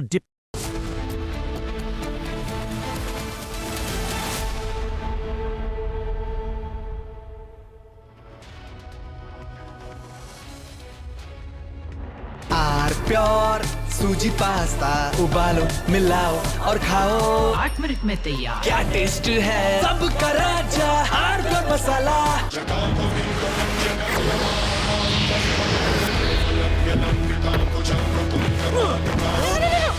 मेरी chimney टूट जाएगी। What are you doing? रानी, इस घर में कुछ है जो टूटता नहीं। ये पिलर कभी नहीं टूटेगा। रुंगटा स्टील TMT से बना। रुंगटा नहीं तो घर स्ट्रॉन्ग नहीं। रुंगटा स्टील TMT बार एकदम सॉलिड। दादी के हाथों का जादू और खुशबू से महकता घर, माँ की मुस्कुराहट और खाने की सुगंध। MDH गरम मसाला, क्योंकि हर रिश्ता है स्वाद से जुड़ा। Republic questions the official line, the rest of the media toes. The bigger question is, who gave this information? Had they done something? The nation wants to know what on earth is going on. We have no interest. We have only national interest and your interest.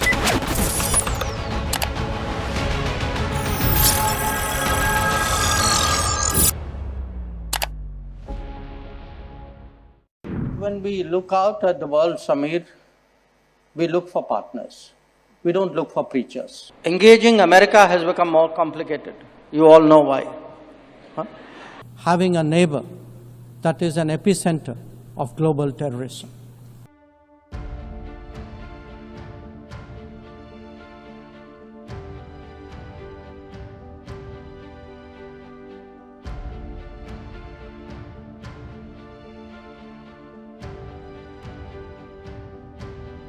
India in 2025 saw many international diplomatic moments of India's External Affairs Minister, Dr. S. Jaishankar, who literally turned international politics and the diplomacy that comes with it into an art of savage roasts.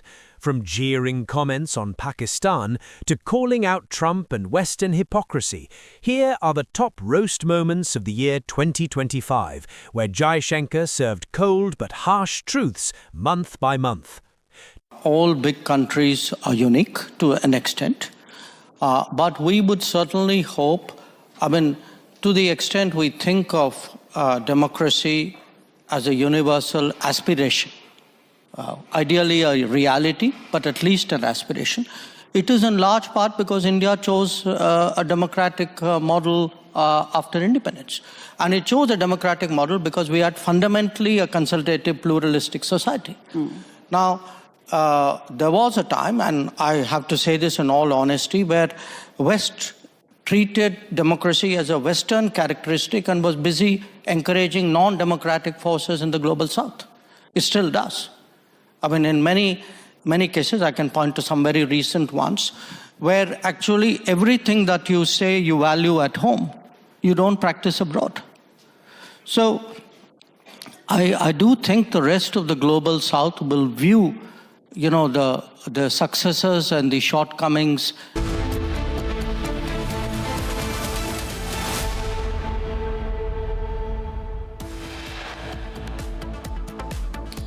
Documents show how Jal Jeevan Mission warnings were ignored by the ministers in Indore. It is confirmed that negligence led to the death of 13 innocent people. In video before death, student who died after sex assault recounts horror, names her professor in the confession. Centre orders X to immediately remove obscene and sexually explicit content from the platform. Remark by Uttarakhand minister's husband on Bihar women lands him in trouble. He says girls in Bihar are available for 20 to 25,000 rupees. 7 die in protests in Iran. Anti-Khamenei chants at funerals. Unrest spreads to 50 cities on day 6. Iran warns US against interference as protests escalate.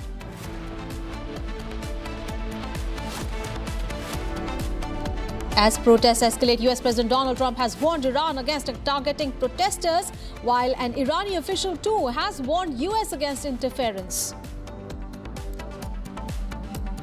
And Madras High Court has given permission for Sandalwood Festival at Thiruparamkuram Hills.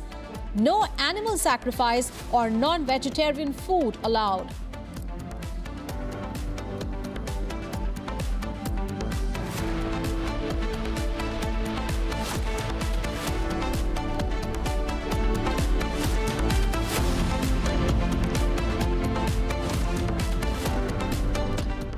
All right, viewers, we have a big story coming in from Maharashtra. Ajit Pawar has hit back at his critics, recalling the corruption allegations worth 70,000 crore rupees that were leveled against him, saying that he is in power in the government with the same people who accused him once. His remarks come amid a heated political atmosphere, with Ajit Pawar targeting those who had previously accused him of corruption. The NCP leader's statement highlights the shift in dynamics, with many of his accusers now allies in the government. So Ajit Pawar there making an attack on his critics. And this, remember, coming in ahead of the local body polls, saying that I'm in power with the same people who once accused me. Let's listen in to Ajit Pawar.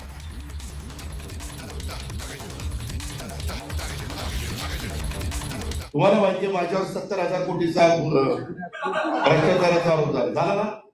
ज्यांनी केलं त्या सगळ्यांच्या बरोबर मी सरकारमध्ये आहे का? आहे ना. तुम्हाला माहिती आहे माझ्यावर 70,000 कोटीचा भ्रष्टाचाराचा आरोप झाला ना. ज्यांनी केलं त्या सगळ्यांच्या बरोबर मी सरकारमध्ये आहे का? आहे ना.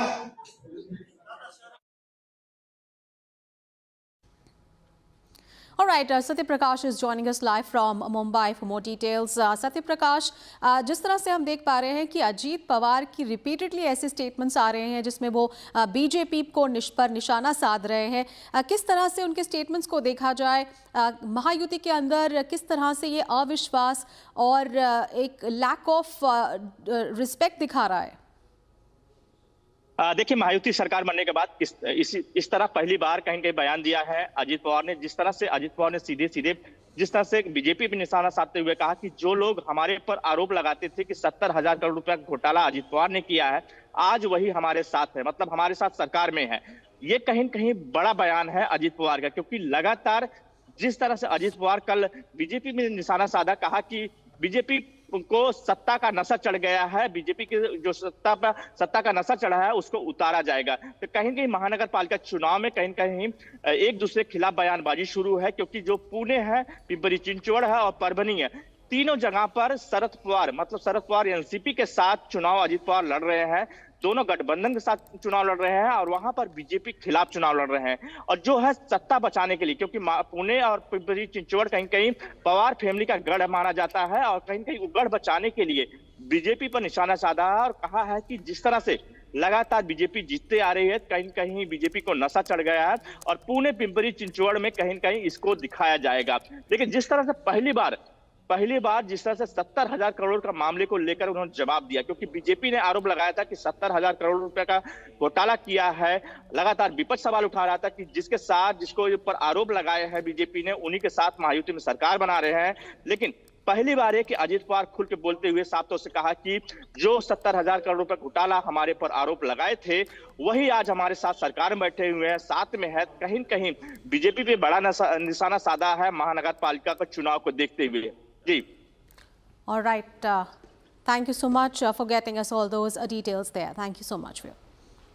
And viewers, now an update on the Indore water contamination case. Well, the death of at least 13 people in Indore's Bhagirathpura area over the past few days after consuming contaminated water has exposed what appears to be a serious criminal negligence by the BJP-led government in Madhya Pradesh there. Now, Republic TV has accessed crucial documents that reveal that an essential tender to replace a key water pipeline in the area was kept pending for over 100 days. Now, these documents show that although the tender process should have been completed by September 2025, action on the ground was taken only after fatalities were reported.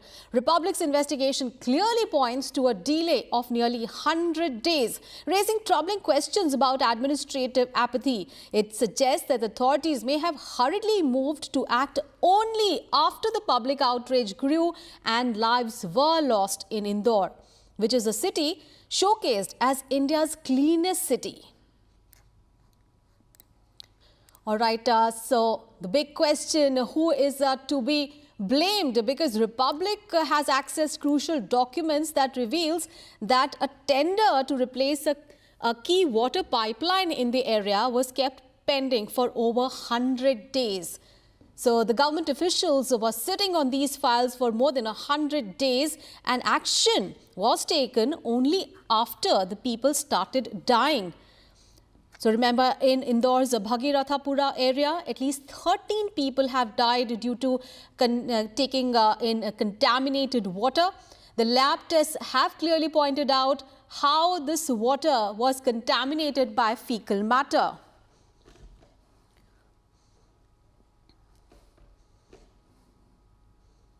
So viewers, Indore's water crisis has deepened, expressing a shocking tale of negligence. Contaminated water, which was laced with fecal coliform and cholera-containing bacteria, has claimed multiple lives there, sparking widespread outrage. And Republic TV's investigation reveals a 100-day delay in addressing this issue, despite repeated complaints by the residents there. Well, as citizens suffered, politicians enjoy packaged drinking water. So question continues.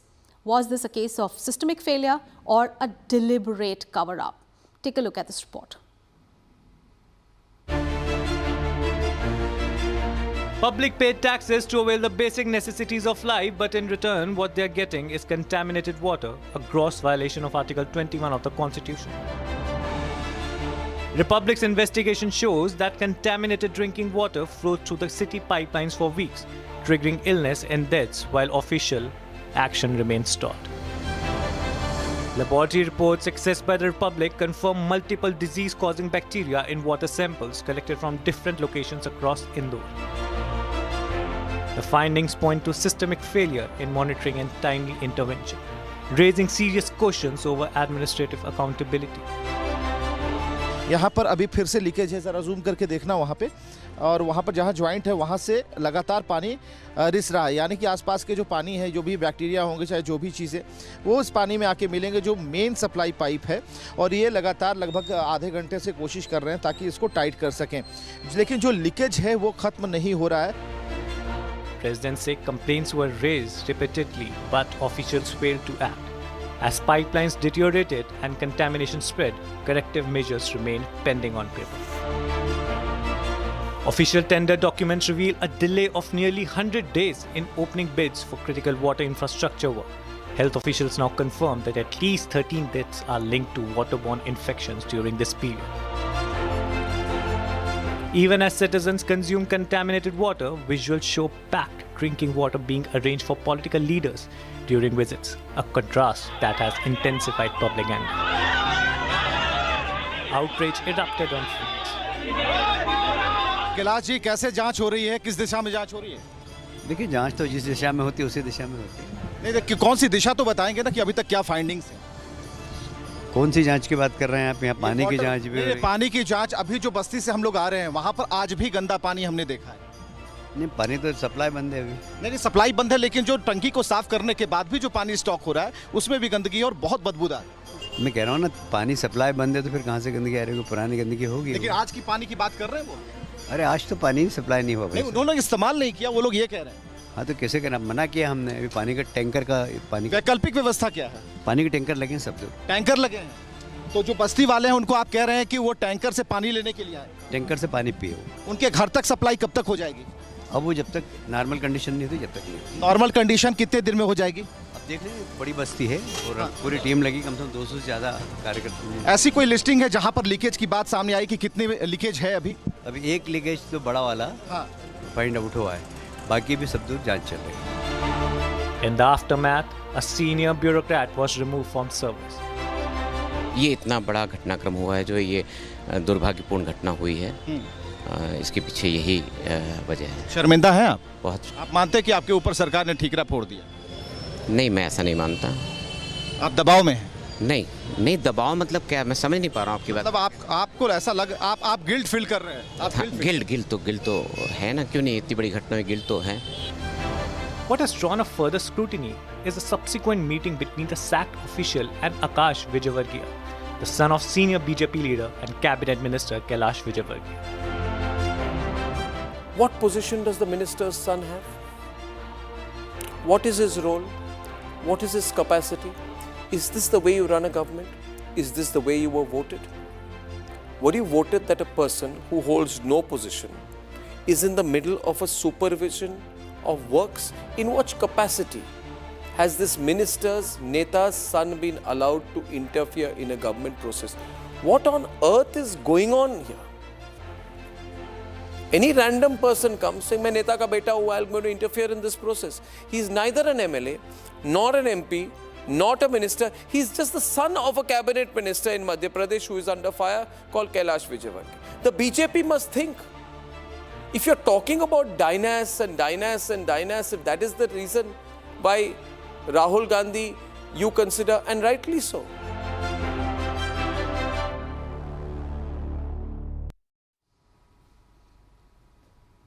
And viewers, now an update on the Himachal Pradesh case. Well, in the Himachal Pradesh State Women's Commission has taken a serious cognizance of the death of a 19-year-old student in Dharamshala.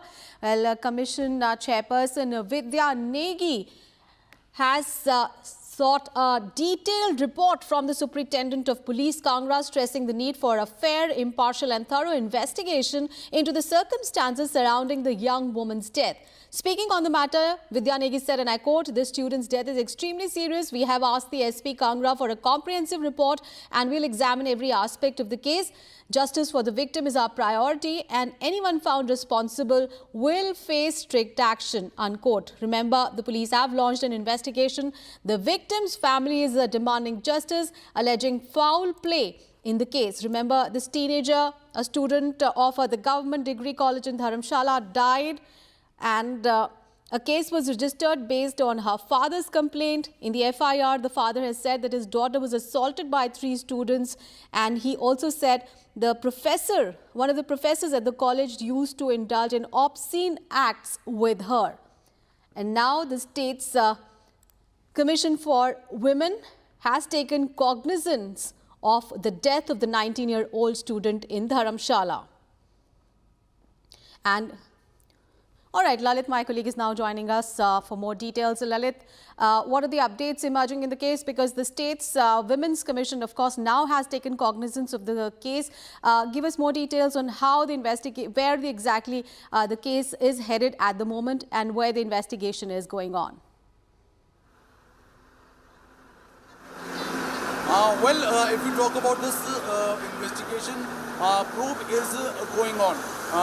Some moments before, the father of the victim has also reached the SP office in Kangra, where the statement of his father was once again taken by the SP Kangra.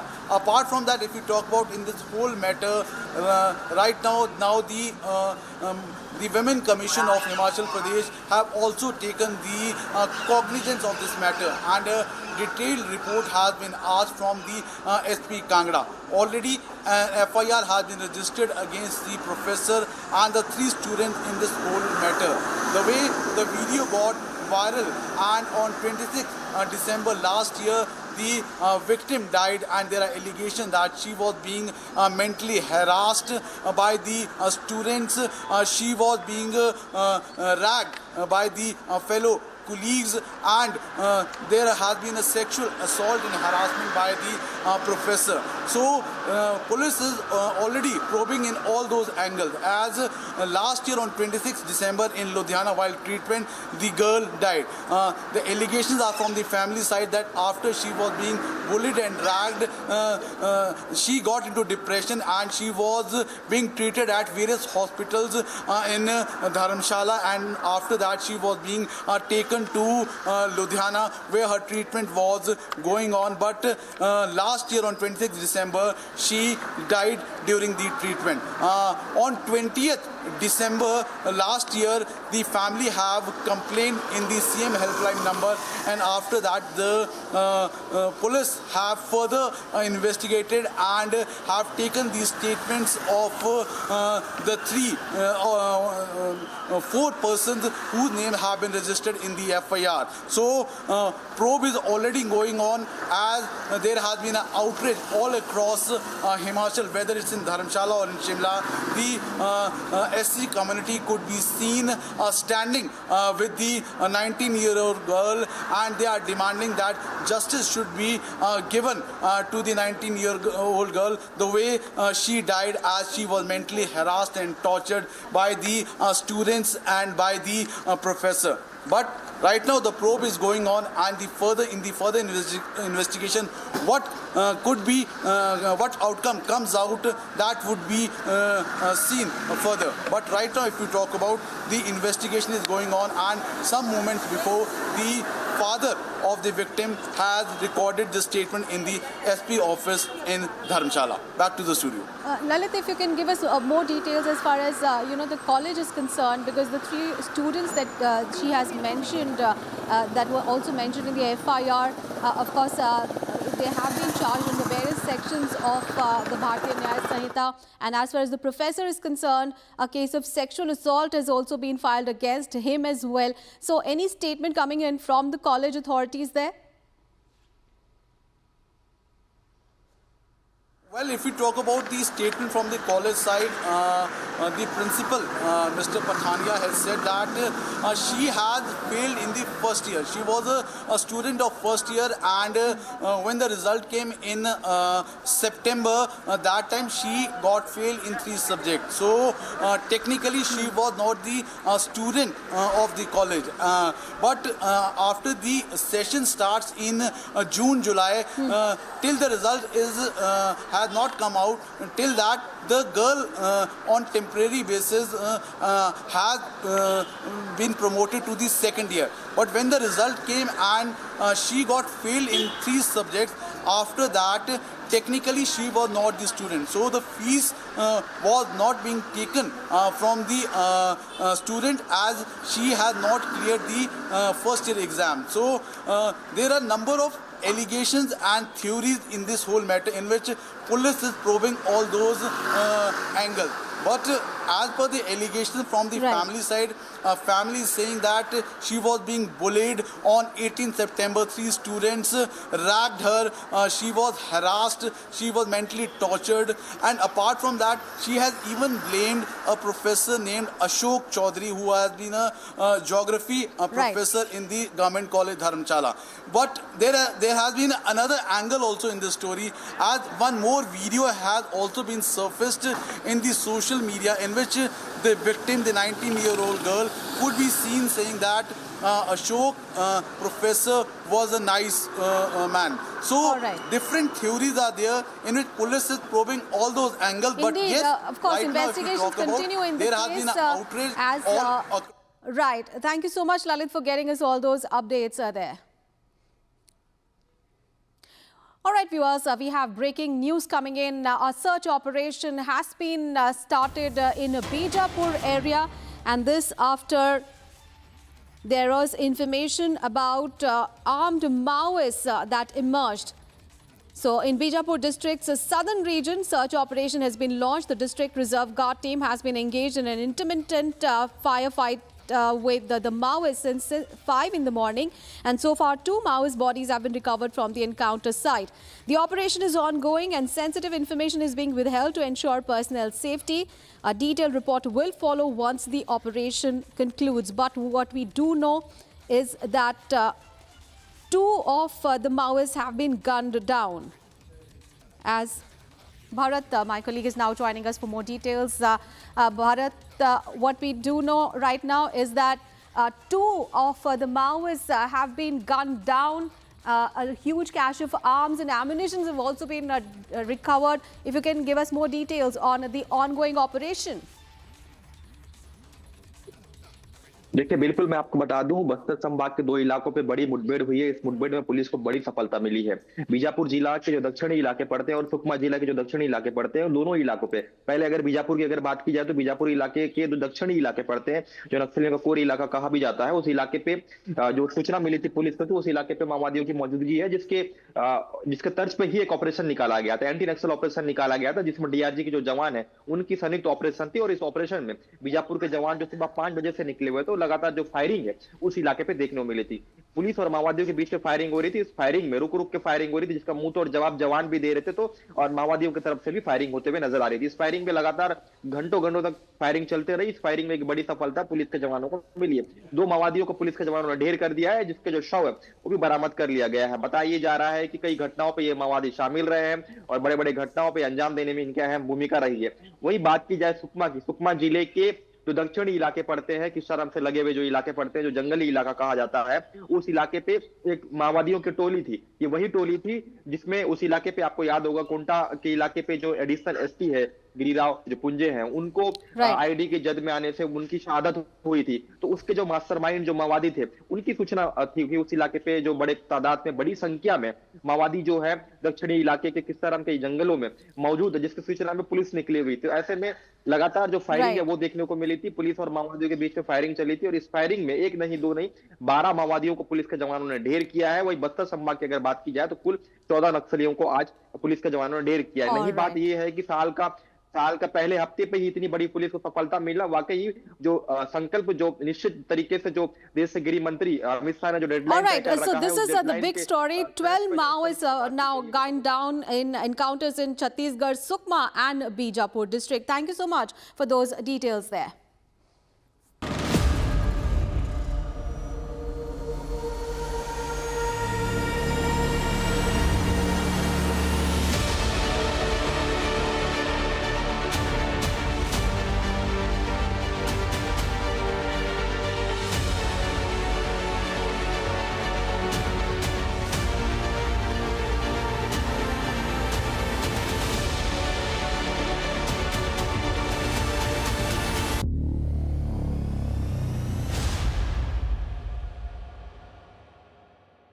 MDH की हल्दी मिर्ची धनिया करे कमाल, ये रंग दे, ये खुशबू दे, ये तीखा, ये कम पड़े, क्या निराला MDH मसाला।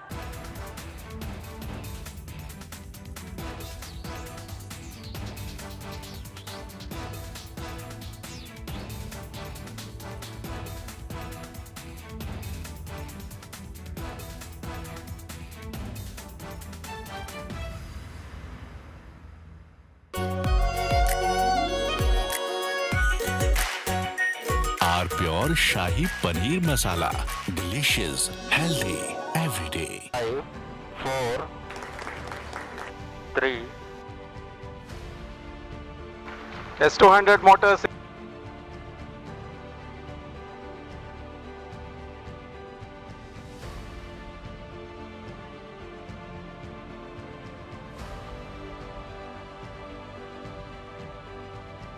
Plus 20 seconds. Lift off normal.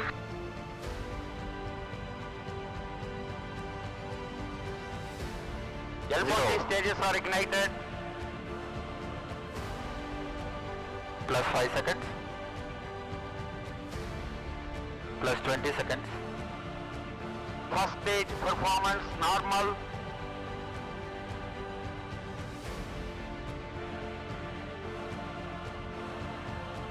L40 stages thrust cut off.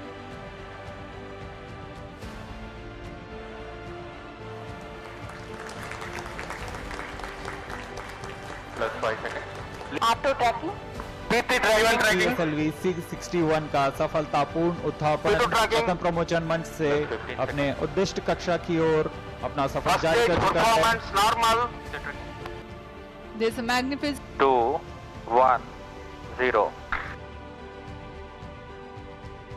All L40 engines generating nominal thrust.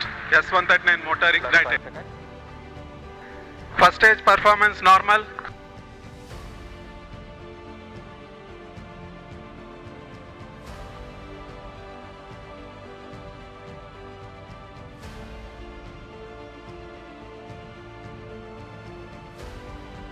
One, 0. S200 motors ignited. Plus 5 seconds. P1 tracking. S200 motors separated.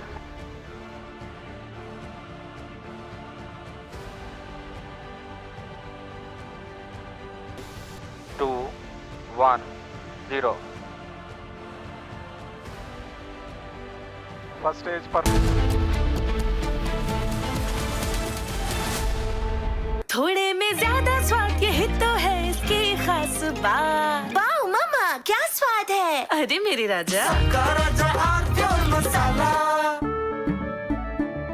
केसरिया से मन जोगी हुआ रे, दिल झूमे देखो मतवारा हुआ रे, केसरिया से मन जोगी हुआ। हर पल मनाओ केसरी त्योहार। विमल बोलो जुबान केसरी। अब छोलिया हो या लोबिया, सफेद चने या काले चने, सब कुछ मजेदार बने। When we look out at the world, Samir, we look for partners. We don't look for preachers. Engaging America has become more complicated. You all know why. Huh? Having a neighbor that is an epicenter of global terrorism.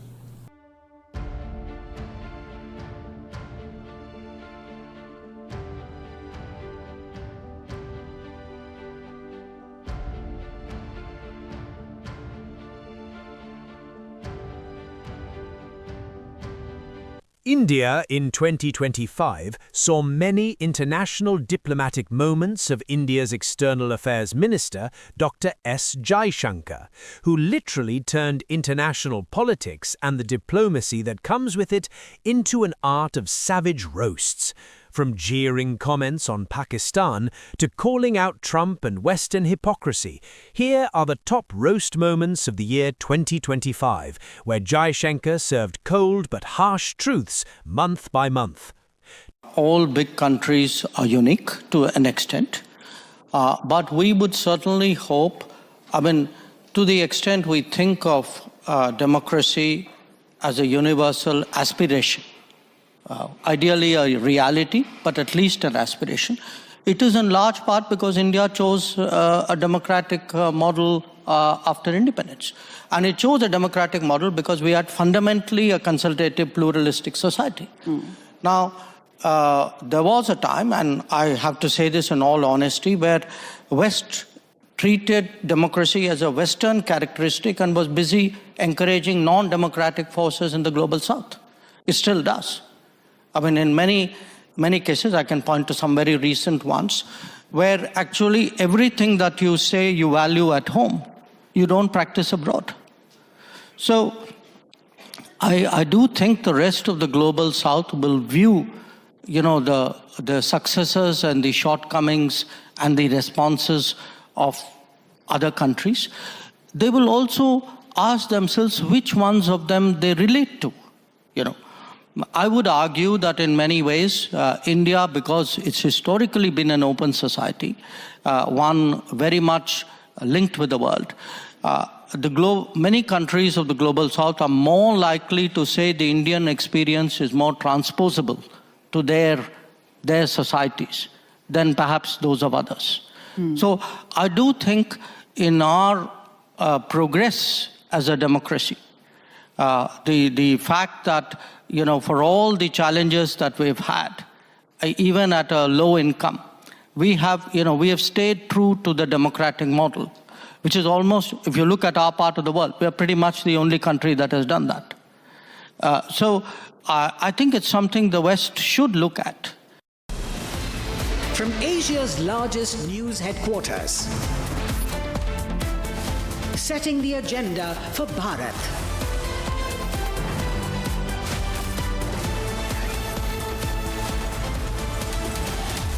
You're watching Republic.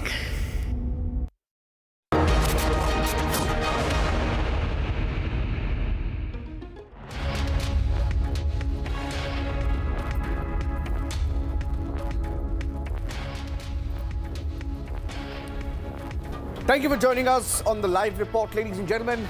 This Saturday afternoon, it's a newsy weekend with several stories breaking. We have pictures coming in from Iran. We'll get you those pictures through the course of the day here on Republic.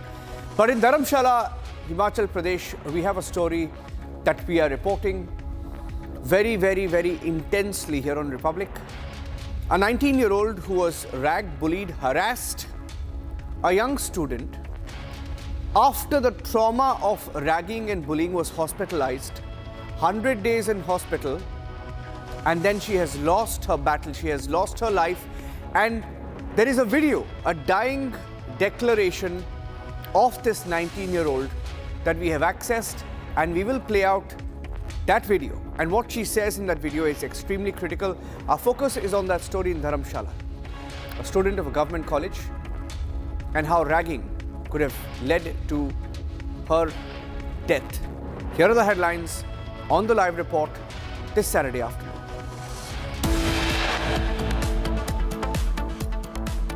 Officials have been sacked in Indore for the water poisoning. Netas continue to fight for each other, defend each other.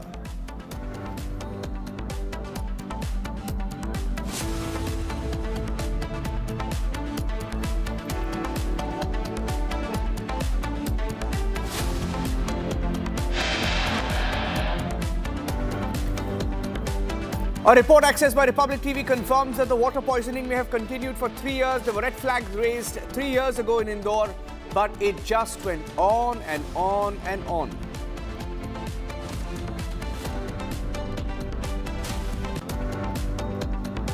Ajit Pawar mocks BJP openly now. The fight is in the open. He says many years ago he was accused of a 70,000 crore scam. Says today he's in government with the same people. What a joke, ladies and gentlemen. The joke is on the people on this one.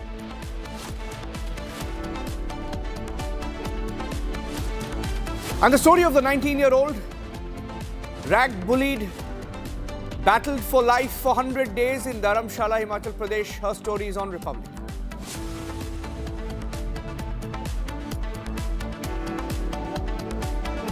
Big jolt to KKR. BCCI asks KKR to release the Bangladeshi player.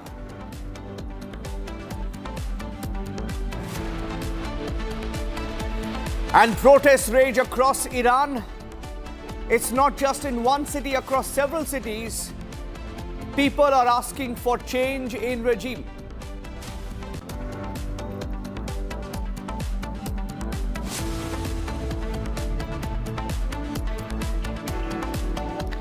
And the big story from Dharamshala, 19-year-old student who died after 100 days of hospitalization. She, in her last video, claimed she was ragged, she was harassed and tortured. She even goes on to name a professor at the government college in Dharamshala. Ladies and gentlemen, we'd like to play out the video first. Here's what she said, and then we go across to Lalit, who's in Dharamshala today.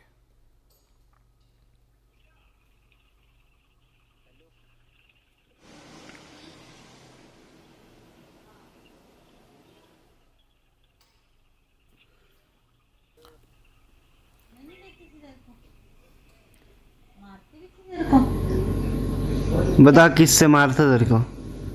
बता बता जल्दी बता। बताएगी नहीं तो फिर होगा कैसे? बता अभी जो बता, अभी जो बोला वो फिर से बोल। जो बार बार बोलती है तो वो बोल, आप बोल। अब बोल। किससे मारा? बोतल से मारा, डंडे से मारा? बोतल से मारा था एक दीदी ने। कॉलेज में ना? सिर में। है ना? और साथ उसके साथ में कौन था? और जो मोनिका थी वो भी साथ में थी। मोनिका, हाँ। वो भी मिली थी उनके साथ। हाँ, मेरे को पढ़ने नहीं देती थी। अच्छा। मेरे को पढ़ाने में भी दिक्कत करती थी। क्या बोलती? फेल हो गई है तू? तो फेल तो बोलना सारे होते हैं। तुम लोगों ने ऐसे किया मेरे साथ तो तुम लोग कौन से आगे बढ़ जाओगे? कौन से सर का नाम क्या है? सर का नाम अशोक सर था। अशोक सर। अच्छा, क्या बोला था अशोक सर ने? अशोक सर बहुत ही बुरे सर थे। क्या कहते थे? Ashok sir like. क्या बोला था अशोक सर ने? Good evening ma'am. पीछे पड़ जाते थे। और क्या पीछे पड़ जाते थे? क्या बोला था तेरे को? मतलब अजीब अजीब हरकतें करते थे। क्या हरकतें करते थे? जैसे कि मतलब मैं कैसे बताऊं? आप बता ना, बता कैसे करते थे हरकतें? बता। कैसे बताऊं? पापा को बाहर भेज दूं? पापा को नहीं, पापा को क्यों भेजना? तो फिर कैसे कैसे हरकतें करते थे बता? अजीब सी कैसे? ऐसे मतलब टच वगैरह करते थे। कहाँ टच करते थे? यहाँ। कौन से सर? सर का नाम अशोक सर था। अशोक सर। अच्छा, क्या बोला था अशोक सर ने? अशोक सर बहुत ही बुरे सर थे। क्या कहते थे? Ashok sir like. क्या बोला था अशोक सर ने? Good evening ma'am. पीछे पड़ जाते थे। और क्या पीछे पड़ जाते थे? क्या बोला था तेरे को? मतलब अजीब अजीब हरकतें करते थे। क्या हरकतें करते थे? जैसे कि मतलब मैं कैसे बताऊं? आप बता ना, बता कैसे करते थे हरकतें? बता। कैसे बताऊं? पापा को बाहर भेज दूं? पापा को नहीं, पापा को क्यों भेजना? तो फिर कैसे कैसे हरकतें करते थे बता? अजीब सी कैसे? ऐसे मतलब टच वगैरह करते थे। कहाँ टच करते थे? यहाँ वहाँ पे। वहाँ पे कहाँ? यहाँ वहाँ पे। अच्छा, फिर बोलते थे कुछ आपको? क्या बोलते थे?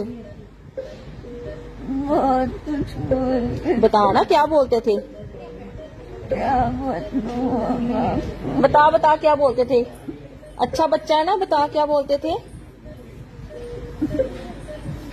उठ के बैठ के बताओ। अच्छा रुक एक मिनट। पढ़ने नहीं देती थी तेरे को? मारती भी थी तेरे को? बता किससे मारा था तेरे को? बता बता जल्दी बता। बताएगी नहीं तो फिर होगा कैसे? बता अभी जो बता, अभी जो बोला वो फिर से बोल। जो बार बार बोलती है तो वो बोल, आप बोल। अब बोल। किससे मारा? बोतल से मारा, डंडे से मारा? बोतल से मारा था एक दीदी ने। कॉलेज में ना?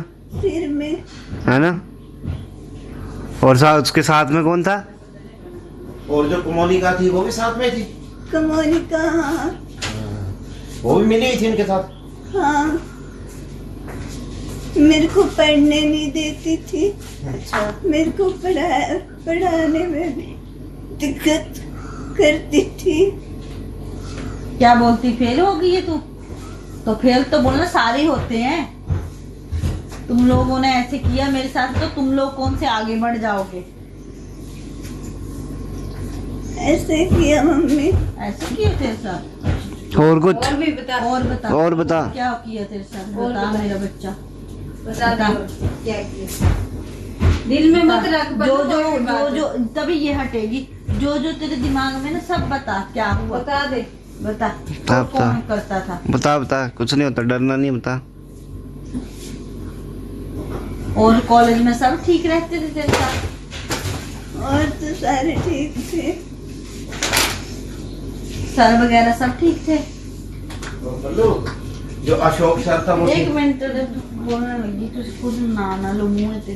हाँ, एक कोई सर सब ठीक थे? मैडम में सर सब ठीक थे? ये अशोक सर कौन है? अशोक सर अच्छे हैं। अच्छे हैं। Lalit is joining us live. Lalit, who is this Ashok that this girl names? Have you been able to track who this person is, whether he has faced the law, whether he was questioned, whether he's been arrested? If we talk about the professor whose name has been alleged in that video which is getting viral and in the FIR, he is the professor of geography in the government college in Dharamshala.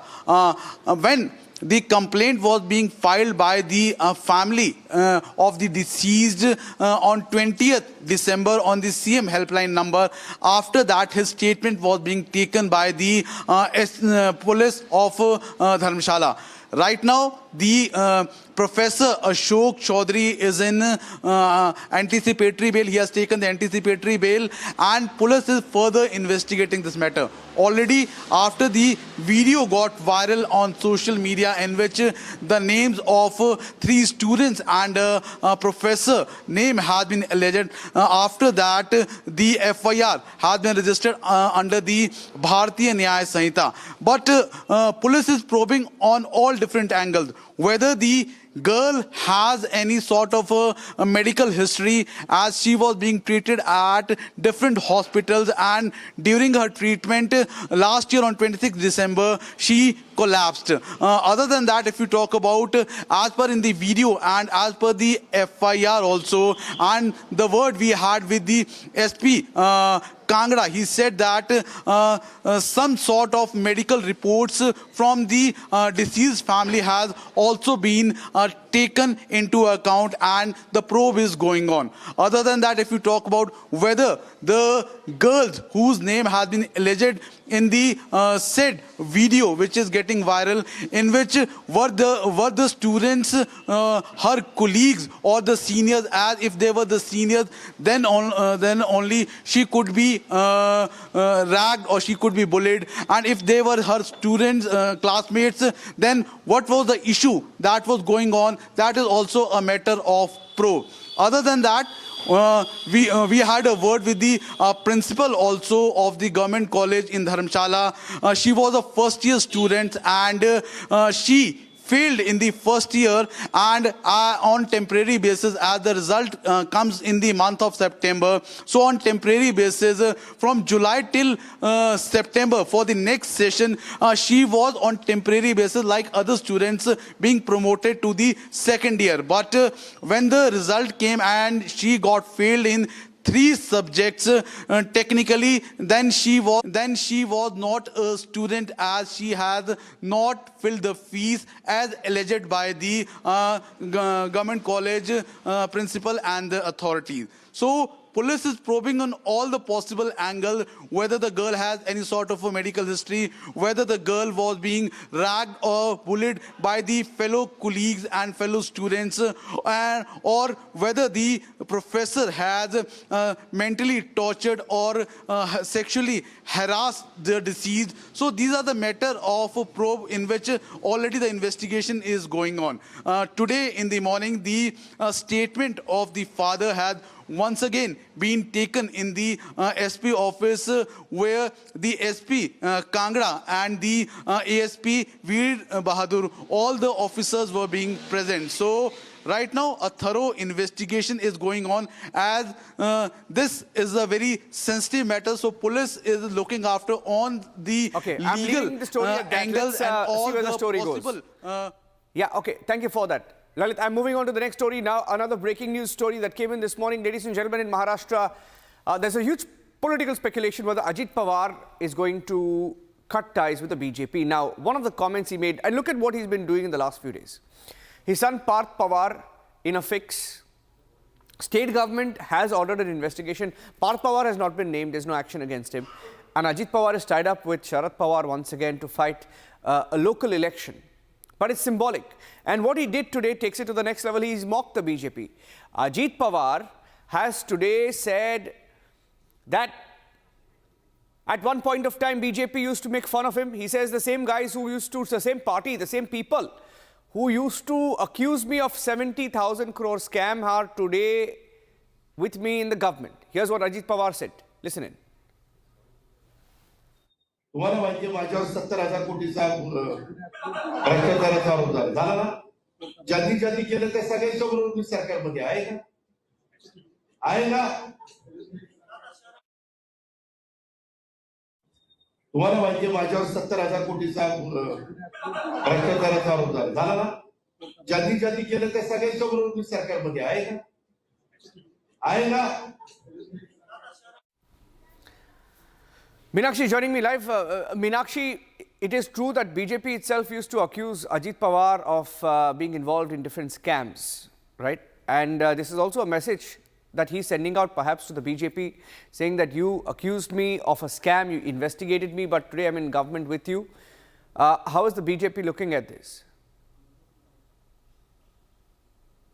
It's a significant, I can say, significant step from Ajit Pawar's faction. If you see, Niranjan, what we have seen in last 2-3 months, we have seen that there is an indication that Ajit Pawar and Sharad Pawar may be moving towards reconciliation, because what we have seen that as the Sharad Pawar faction has so far remained silent on the Pune land scam case, in which Ajit Pawar's son has been named and he has been involved. And in this situation, CM Devendra Fadnavis has announced an inquiry, and he made a committee for the investigation. And after that, Ajit Pawar, when we spoke to Ajit Pawar, he said my son was not involved in this case. But in that time, Devendra Fadnavis made a committee, and in the question on Pune land scam, when reporters asked to Devendra Fadnavis, he said, we will not allow any corruption in our government. So it's a significant movement, and I can say it's a pre-planned, when we can see in Pune civic polls that in a significant shift, the two faction of Ajit Pawar's faction and Sharad Pawar faction, they are contesting together in the pre. I think I have a reaction, Meenakshi, I think we have Anand Dubey of the Uddhav faction joining us on the phone line. Uddhav Sena se Anand Dubey ji hai hamare saath. Anand Dubey, what is your response to Ajit Pawar's ye jo statement di hai? He has said people used to accuse me of scams. Today I am with the same people in the government. The joke is on the people, no? Hello. Hanji. दूध सी सफेदी भाजपा में आए, भाजपा के लोगों में खिल खिल जाए, ये नई भाजपा है। आप आइए, आप भ्रष्टाचार करिए, हमारे दल में आइए, आपका स्वागत है, आप उप मुख्यमंत्री बनिए। अब वही अजीत पवार कह रहे हैं कि जब भैया मेरा कुछ नहीं हुआ तो मेरे लोगों का क्या हो जाएगा? अरे छोटे मोटे भ्रष्टाचारी, छोटे मोटे अपराधी हैं, कल ठीक ठाक हो जाएंगे। ये जो नई लोकतंत्र की ये लोग ने नई सीमा एक बनाई है, ये तो बड़ा ही हास्यास्पद है। अब इस पर हम क्या कहें? आप ही लोग कहिए, आप ही लोग उनसे सवाल पूछिए कि वो क्या कहना चाहते हैं, क्यों कहना चाहते हैं। हाँ जी, तो आप बोल रहे कि ये वॉशिंग मशीन है, वॉशिंग मशीन पॉलिटिक्स। आइए, आप हमारे पास आइए तो आप निर्मल हो जाइए, और हमसे दूर जाइए तो आपको हम खुद ही उठा के जेल में डाल देंगे। आप बच के जाइएगा कहाँ? Okay, let's see where the story goes. Interesting times in Maharashtra. Anand Dubey, thank you for joining us. I'm moving on to the next story right now, ladies and gentlemen. Okay, the next story we're getting you on the live report is from Kolkata. A few days back, Arnab debated why KKR had signed up a Bangladeshi player. A player whose base price was 2 crore, went up to 9 crore rupees. Eventually, Kolkata Knight Riders, owned by Shah Rukh Khan, paid 9 crore for a Bangladeshi player. At a time when a third Hindu has been killed. In fact, that story is breaking as we speak, that Kokon Das, who was attacked by radicals in Bangladesh, has passed away this morning. When we broke the story 2 days back, he was attacked. He was in a critical condition, but we are getting in reports that he has passed away. So when attacks on Hindus are ongoing, why did KKR sign him up? Today, the BCCI has asked them to release the KKR player. Release the Bangladeshi player. Here's what the BCCI said in response to the controversy. Due to the recent developments which is going on all across, BCCI has instructed the franchisee KKR to release one of their player, Mustafizur Rahman of Bangladesh, from their squad, and BCCI has also said that if they ask for any replacement, BCCI is going to allow that replacement. Okay, so Shivam is joining us from the newsroom. Shivam, take our viewers through the build-up, because you had several seers, several leaders, political leaders also come out and make statements on this Bangladeshi player. If you can take us through each of those statements and how the pressure built up on the BCCI. Yeah, definitely. We should not forget that the BCCI initially had said that there is no ban on the Bangladesh, the cricket team or the Bangladeshi players, because Bangladesh is not an enemy country. When we compare it to Pakistan, it's a different ball game altogether. It's in different context.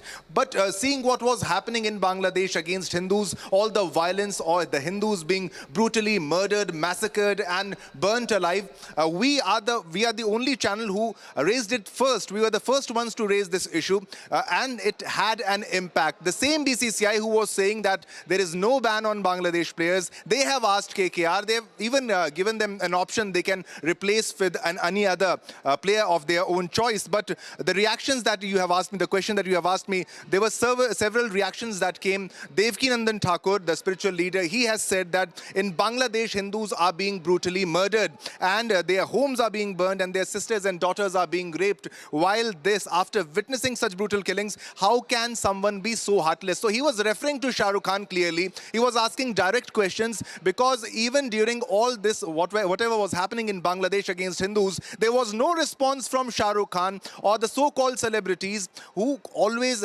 show their solidarity to what's happening in Gaza or Rafah. All eyes on Rafah. We have seen all these movements happening, and no response on what was happening against Hindus in Bangladesh. Now, even Imam Umar Ahmad Ilyasi, the chief imam, All India Imam Organization, also demanded that the Shah Rukh Khan should apologize to the nation for inclusion of the Bangladeshi pacer in the KKR squad. So everybody wanted Shah Rukh Khan to respond, but Shah Rukh Khan did not respond. Now BCCI saw the public uproar and the pressure that was built primarily by Republic, that a Bangladeshi player should not be included in an Indian team or an IPL team. Now BCCI has taken action on the context, on the pretext, or because of all the pressure that was being built. So many reactions were coming, and primarily Devkinandan Thakur and other spiritual leaders reacted to this news, this development, and they were wanting an apology from Shah Rukh Khan, and they wanted the removal of the Bangladeshi player.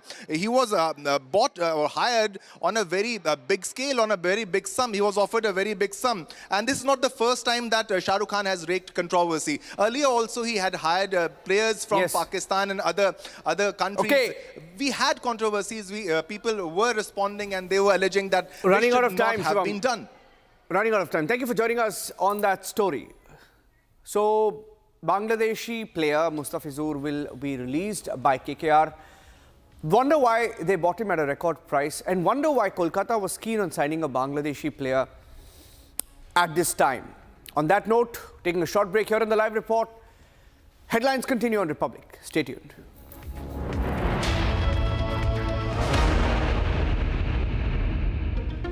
थोड़े में ज्यादा स्वाद यही तो है इसकी खास बात। वाओ मामा, क्या स्वाद है? अरे मेरे राजा। Amity has been ranked among the top universities globally for producing the most employable graduates by the Times Higher Education UK. Yet another testimony to Amity's excellent placement record. दादी के हाथों का जादू और खुशबू से महकता घर, माँ की मुस्कुराहट और खाने की सुगंध। MDH गरम मसाला, क्योंकि हर रिश्ता है स्वाद से जुड़ा।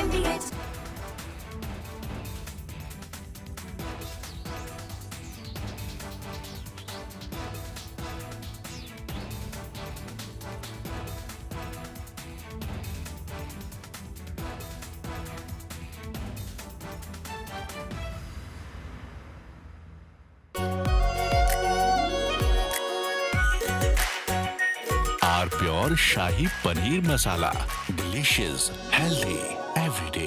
5, 4, 3.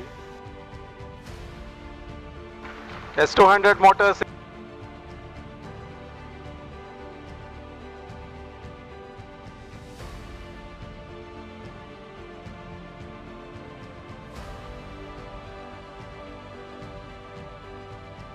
Plus 20 seconds. Lift off normal.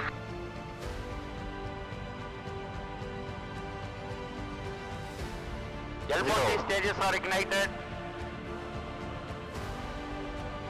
Plus 5 seconds. Plus 20 seconds. First stage performance normal.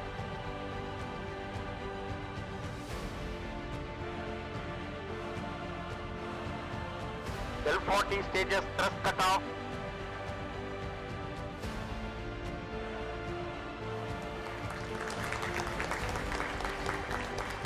Plus 5 seconds. Auto tracking.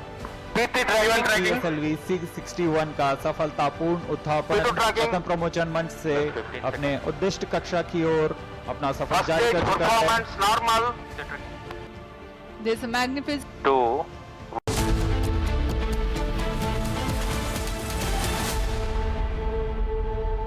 दादी के हाथों का जादू और खुशबू से महकता घर, माँ की मुस्कुराहट और खाने की सुगंध। MDH गरम मसाला, क्योंकि हर रिश्ता है स्वाद से जुड़ा।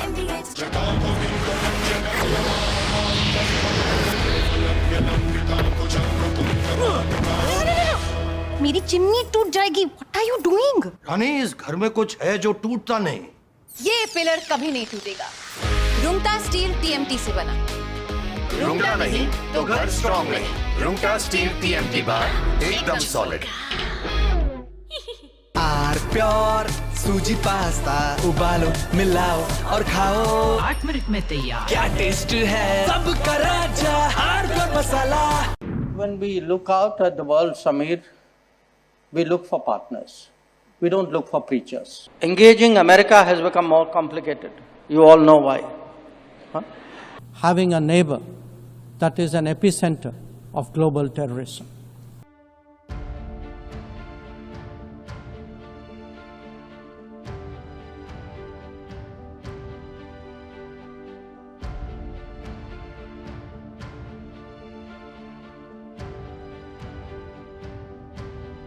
India in 2025 saw many international diplomatic moments of India's External Affairs Minister, Dr. S. Jaishankar, who literally turned international politics and the diplomacy that comes with it into an art of savage roasts.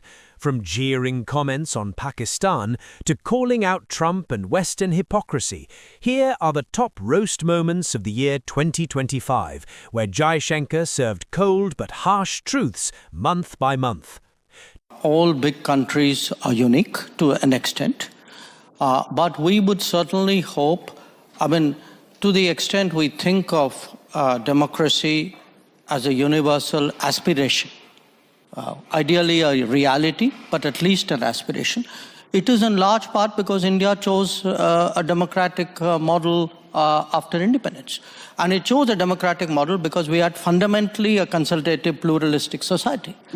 Now, there was a time, and I have to say this in all honesty, where West treated democracy as a Western characteristic and was busy encouraging non-democratic forces in the global South. It still does. I mean, in many cases, I can point to some very recent ones, where actually everything that you say you value at home, you don't practice abroad.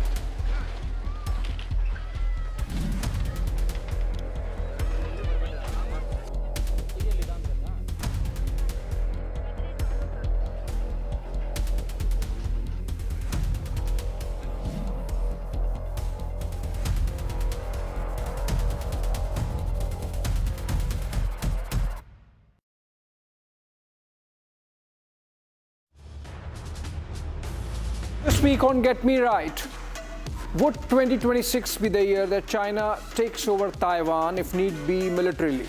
Xi Jinping made it look like his New Year resolution in his national address. Also, the debate on whether Mumbai needs a Muslim mayor or a Hindu mayor, or just a first citizen who delivers on good governance. And when we are on civic mess, who is responsible for the criminal negligence that has led to loss of life in Indore due to contaminated water? And the last one, has the BJP finally become the third force in Kerala politics as the party gets its first mayor in Thiruvananthapuram? This weekend, Saturday and Sunday, only on Republic TV.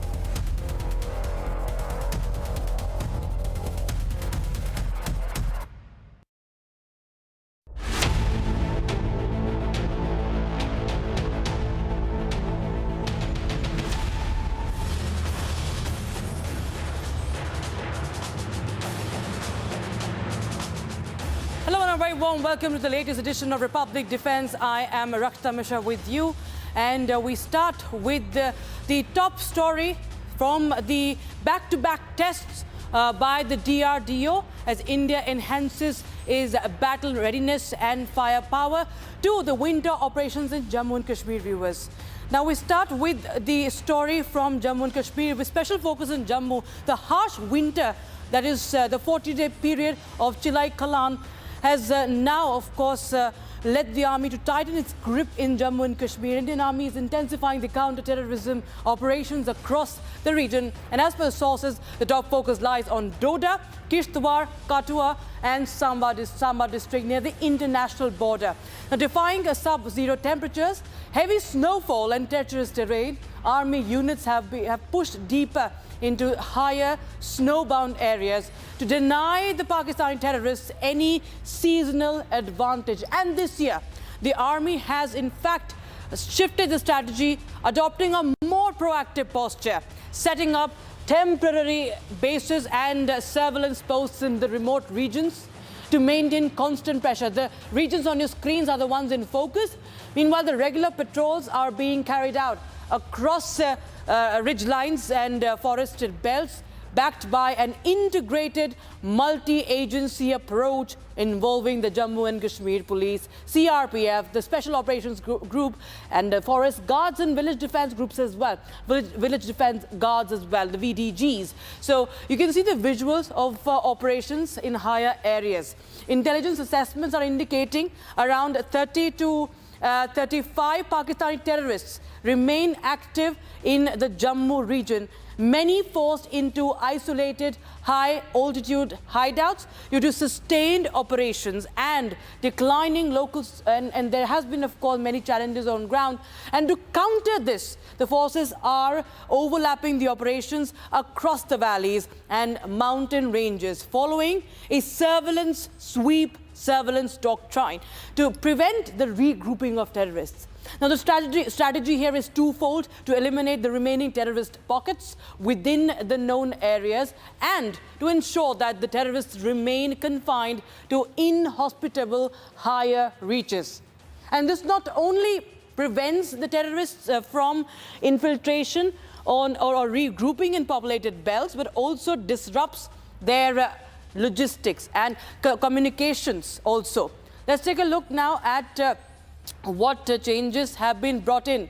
Jammu Kashmir police are carrying out large-scale anti-Fidayeen drills as well in Jammu's Kathua district to strengthen the preparedness against the Fidayeen attacks, that is the suicide terror attacks, the threats of it. The exercises are being conducted now across the border police stations with a special focus on quick reactions, seamless coordination and effective area domination in the event of an attack. Now, the drills aim to neutralize potential Fidayeen threats posed by Pakistan-based terrorists and testing real-time response mechanisms of security forces. And parallelly, in Samba district, the Border Security Force, BSF, the first line of defense, has stepped up security measures along the India-Pakistan international border. We'll just play out the videos from those areas, launching large-scale anti-tunneling and IED detection drives to counter the infiltration attempts from Pakistan. And the operation also involves the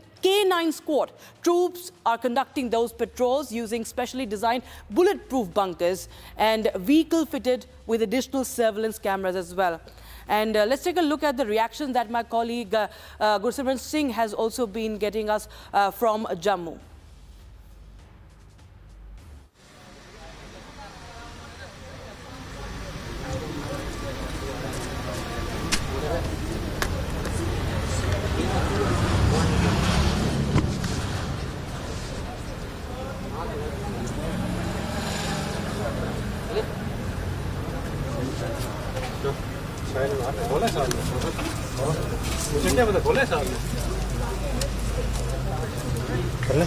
के special operations group और उसके साथ साथ यहाँ पर NSG की जो joint operation जारी है।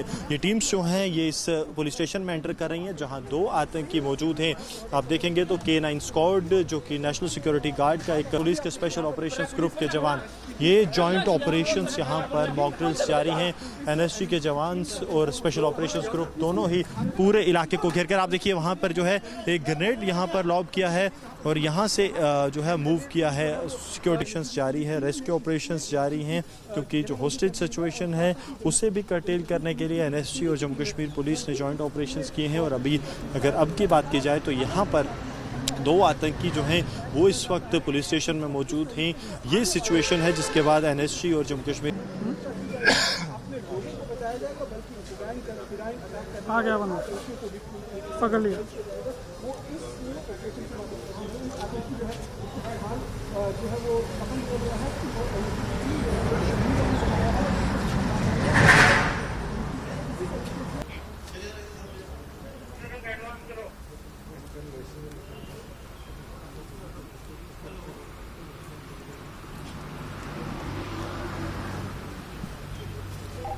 आगे कैसे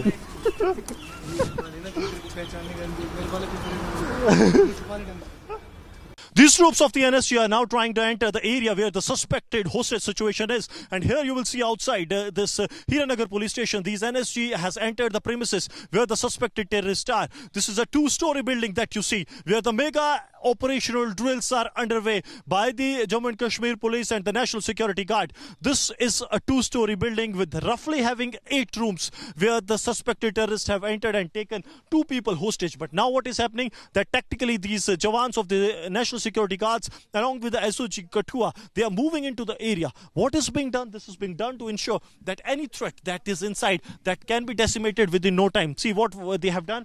First is the outer cordon that has been led by the Jammu and Kashmir Police Special Operations Group. These SOG Jawans have cornered the entire area so that any instance that happens that can be responded in a better manner. Also, that side also, I'll request Sarjeevan that you will see that they have cornered from all the fronts, and when this area is cornered, then the NSG teams are entering this very area.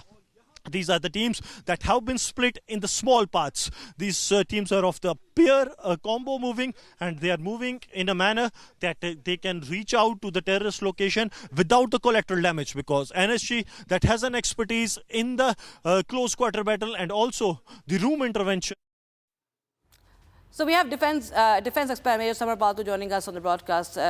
Many thanks for joining us. And we see that every day, every year, the winter season, the Chilai Kalan, when winters is at its peak, we see that there is a heavy influx of terrorists. But this time we see that given the situation, our army, and not just the army, but other, we have our paramilitary forces as well, and the police, the SOG groups, they've all stepped up the operations. So what is the challenge, if you could help us understand, in high altitude warfare and in such sub-zero temperatures? What are the challenges, and what are the what is the counter strategy that is taken to thwart the attempts from across the border? Rakshita, firstly, winters is a challenge because the passes close.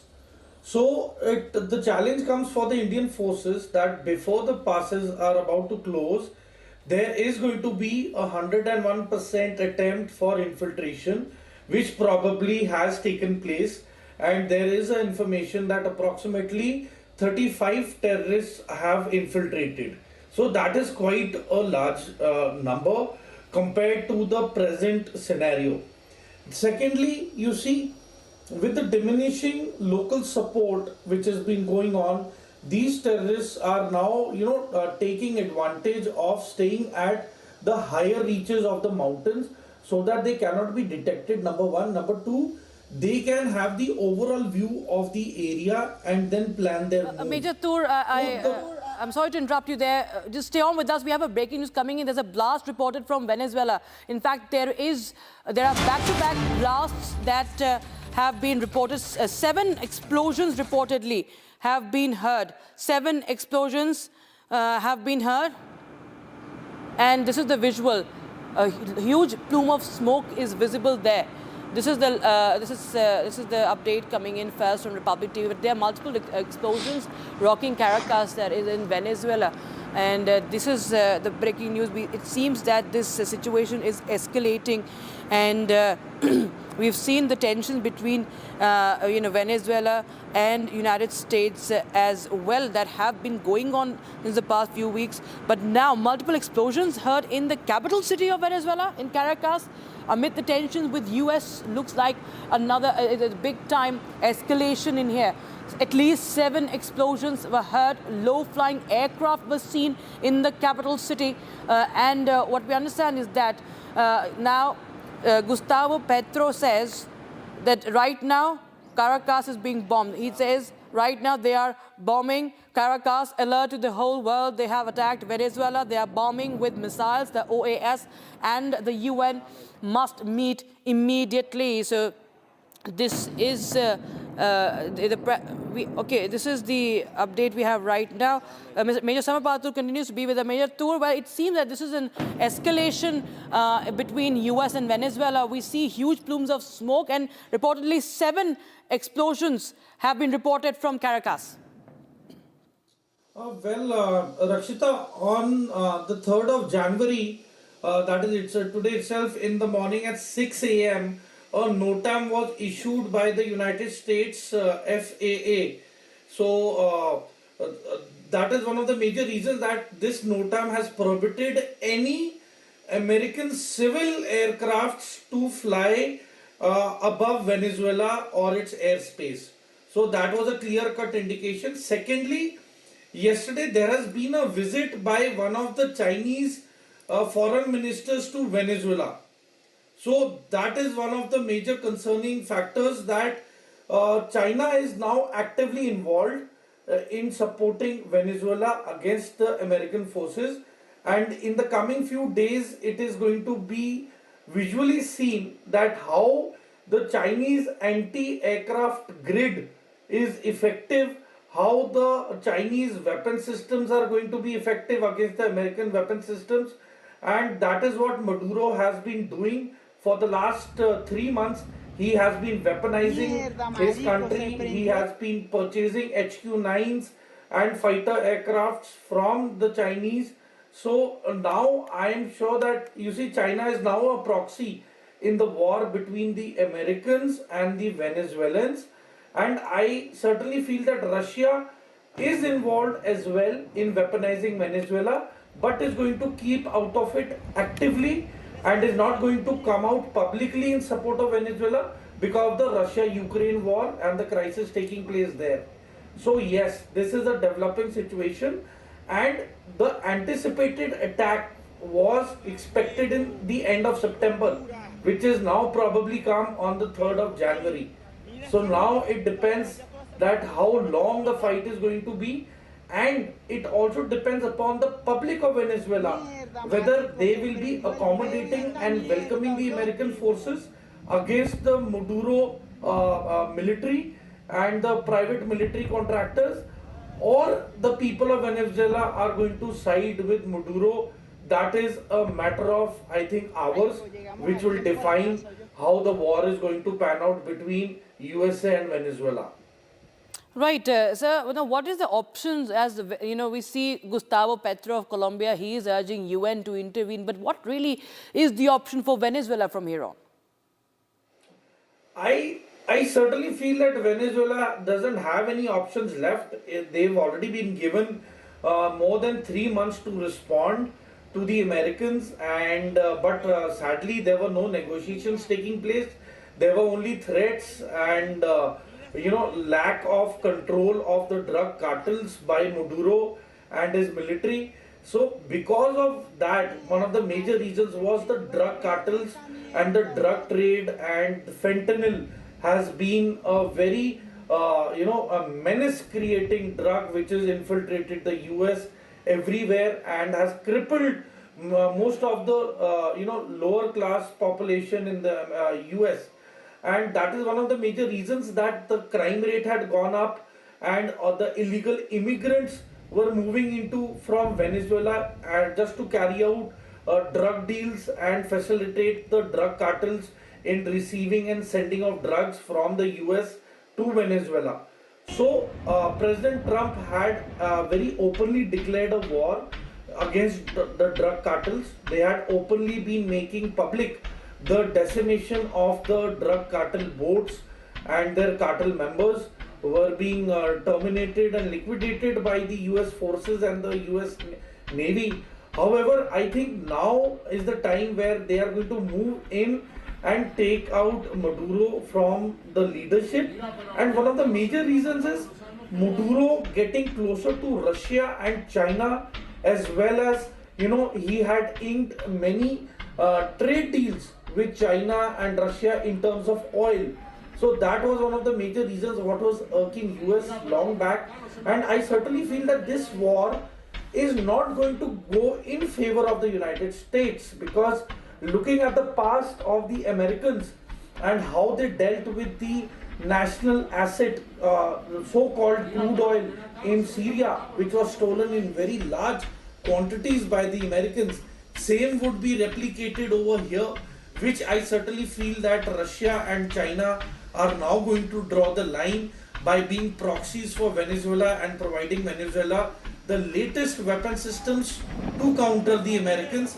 But you see, right now the war has just begun, and let's see how it pans out. But it is not going to be a short war. It is not going to be a conclusive war immediately. It is going to be a long haul, similar to what we have witnessed in Ukraine versus the Russians, in which the Americans have openly backed the Ukrainians, the Europeans have backed the Ukrainians against the Russians. Yeah. So I certainly feel that Russia and China are not going to back out, and they are going to give in their full support, however and whatever they can, to Venezuela to counter the American forces. Does it align with Major Tour? Does it align with the international law as far as the actions of America are concerned? Rakshita, you see, as far as the United Nations is concerned, it has already been a failure in terms of peacekeeping in Africa. It has cut down on the funding. President Trump has already, when he took over office, he had said that he is not going to contribute much to the fundings to the United Nations. That is one of the major reasons that UN is facing dearth of funds, and it is not able to employ or recruit new people for carrying out their peacekeeping roles in terms of civil as well as the forces point of view. The troop contributing countries have been asked to reduce their troops in terms of UN peacekeeping. So yes, it is all come down to the funding aspect, which America has cut down, and so the UN has actually become ineffective. It all depends now how much China is willing to take the lead and contribute to the United Nations in terms of funding to make it run in a smoother and an effective way. But presently, I really do not see any strong action by the UN other than it urging. पहले ही जम्मू कश्मीर के बारामूला में बौद्ध काल की प्रमुख Buddhist site का पता चला है। अब इसके संरक्षण का काम तेज किया जा रहा है। साथियों, पिछले 10-11 वर्षों में भारत ने बौद्ध स्थलों को आधुनिकता से जोड़ने का भी प्रयास किया है। बोध गया में कन्वेंशन सेंटर और मेडिटेशन व एक्सपीरियंस सेंटर बनाया गया है। सारनाथ में धमेक स्तूप पर लाइट एंड साउंड शो और बुद्ध थीम पार्क का निर्माण किया गया है। श्रावस्ती, कपिलवस्तु और कुशीनगर में आधुनिक सुविधाओं का निर्माण किया गया है। तेलंगाना के नालगोंडा में एक डिजिटल एक्सपीरियंस सेंटर बनाया गया है। सांची, नागार्जुन सागर, अमरावती, इन सभी जगहों पर तीर्थयात्रियों के लिए नई सुविधाएं विकसित की गई हैं। आज देश में एक बौद्ध सर्किट बनाया जा रहा है ताकि भारत के सभी बौद्ध तीर्थ स्थलों की आपस में बेहतर कनेक्टिविटी हो और दुनिया भर के तीर्थयात्रियों को आस्था और आध्यात्म का एक बेहतरीन अनुभव मिल सके। साथियों, हमारा प्रयास है कि बौद्ध विरासत सहज रूप से आने वाली पीढ़ियों तक पहुंचे। वैश्विक बौद्ध शिखर सम्मेलन वैशाख और आषाढ़ पूर्णिमा जैसे अंतर्राष्ट्रीय आयोजन के पीछे यही सोच है। आप सभी जानते हैं कि भगवान बुद्ध के अभिधम, उनकी वाणी, उनकी शिक्षाएं मूल रूप से पाली भाषा में है। हमारा प्रयास है कि पाली भाषा सामान्य जन तक पहुंचे। इसके लिए पाली को क्लासिकल लैंग्वेज का दर्जा दिया गया है। इससे धम्म को, उसके मूल भाव को समझना और समझाना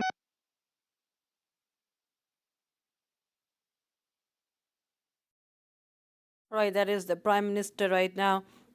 The Prime Minister's address as he inaugurates the Grand International Exposition of Sacred Piprava relics, titled The Light and the Lotus, Relics of the Awakened One. And he was speaking right now during this event of the inauguration.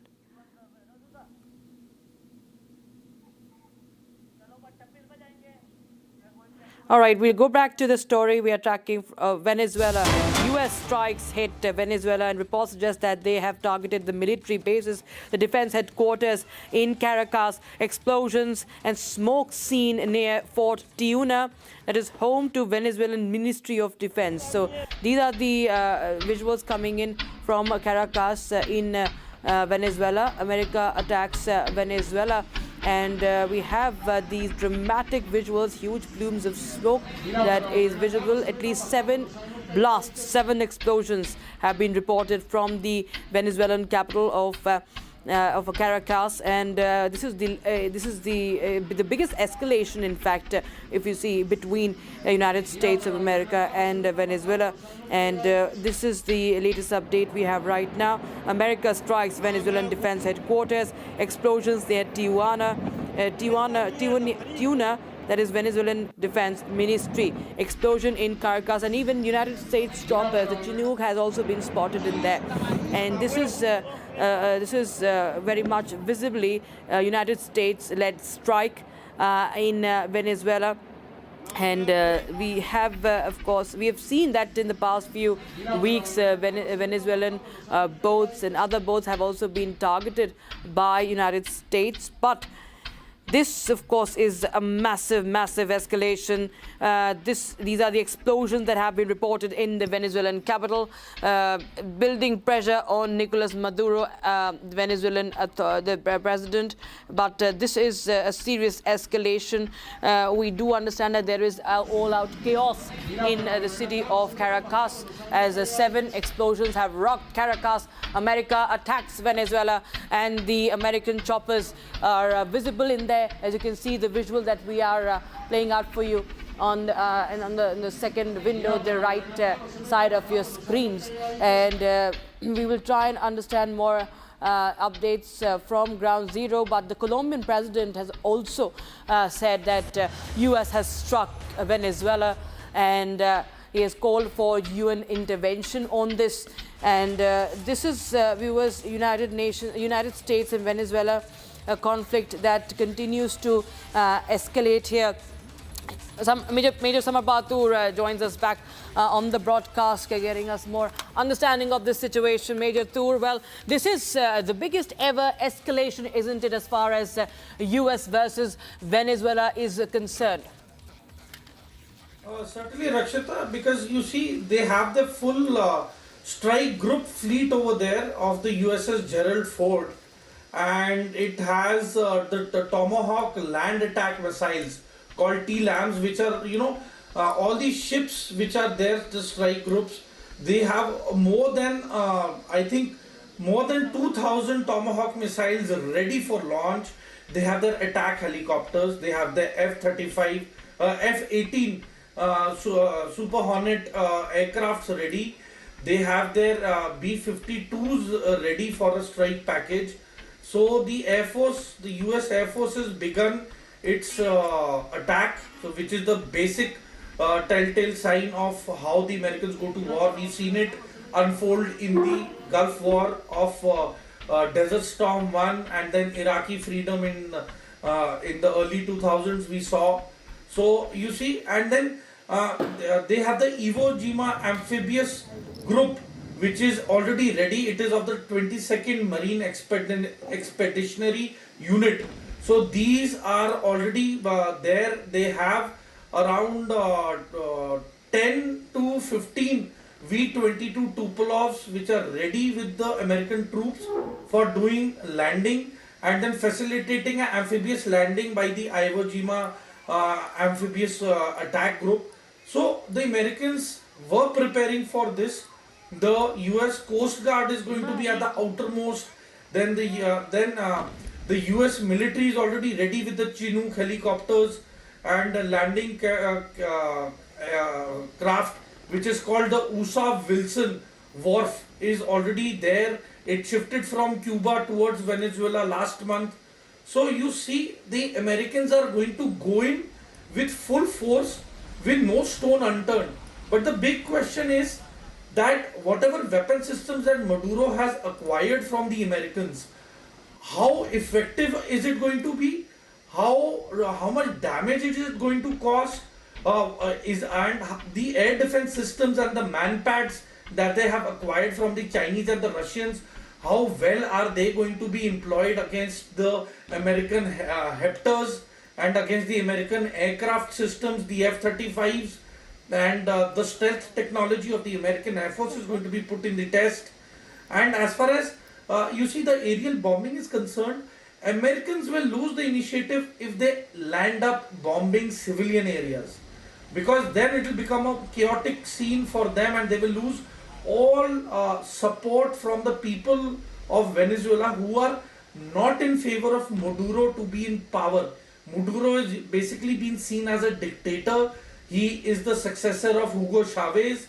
Hugo Chavez again was a dictator in Venezuela. He had his own rules and a lot of political prisoners, lack of freedom of speech. The opposition leaders who wanted to contest elections were probably terminated or are now, political prisoners. Their families kidnapped. So lot of political turmoil has already been taken place, and that is one of the major reasons why Americans will be facilitated by majority of the people of Venezuela, because their economy is gone down due to the sanctions. The local people are suffering, the businesses are suffering, lack of medical facilities and basic amenities like full-time electricity is not being able to be provided to the public of Venezuela. Food is very expensive, clothing is again very expensive. So it is basically US moving into Venezuela on the behest of the people of Venezuela who are actually fed up and do not support the president, the Maduro right now, and they want him out at all costs. Yeah, absolutely. Viewers, just to update you,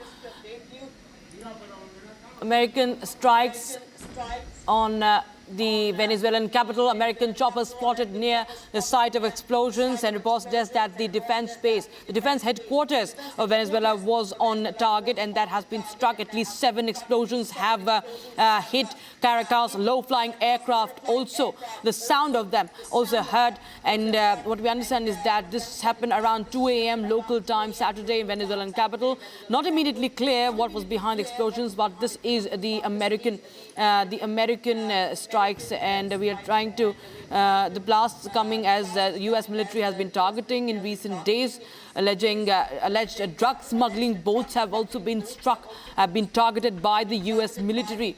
And Venezuela also says that it has been open to negotiating an agreement. Yes, I would come to you, Major Tur, on this, because there was an interview of Nicolas Maduro that was recorded on the New Year's Eve, on the 31st of December, where Maduro even referred to United States of America as a brother country. So they were trying to somewhere extend an olive branch. They were also showing willingness to open the companies, to open the markets to America's oil companies as well. So Maduro had in fact somewhere softened its stance, and referring to US as a brother country, and somewhere also saying that it is negotiating an agreement with America on drug trafficking. So where do you see this escalation really comes from? See, Rakshita, this escalation, the urgency for this escalation comes from is Maduro giving a red carpet welcome to the Chinese, and majority of the Chinese construction companies are already there in Venezuela. They've been helping in the setting up of the infrastructure and upgradation of their military and providing latest, weapons, including drones and UAVs to the Venezuelans. So I think that as per the military intelligence, I think it was time for the Americans to act before it would cause them more serious damage.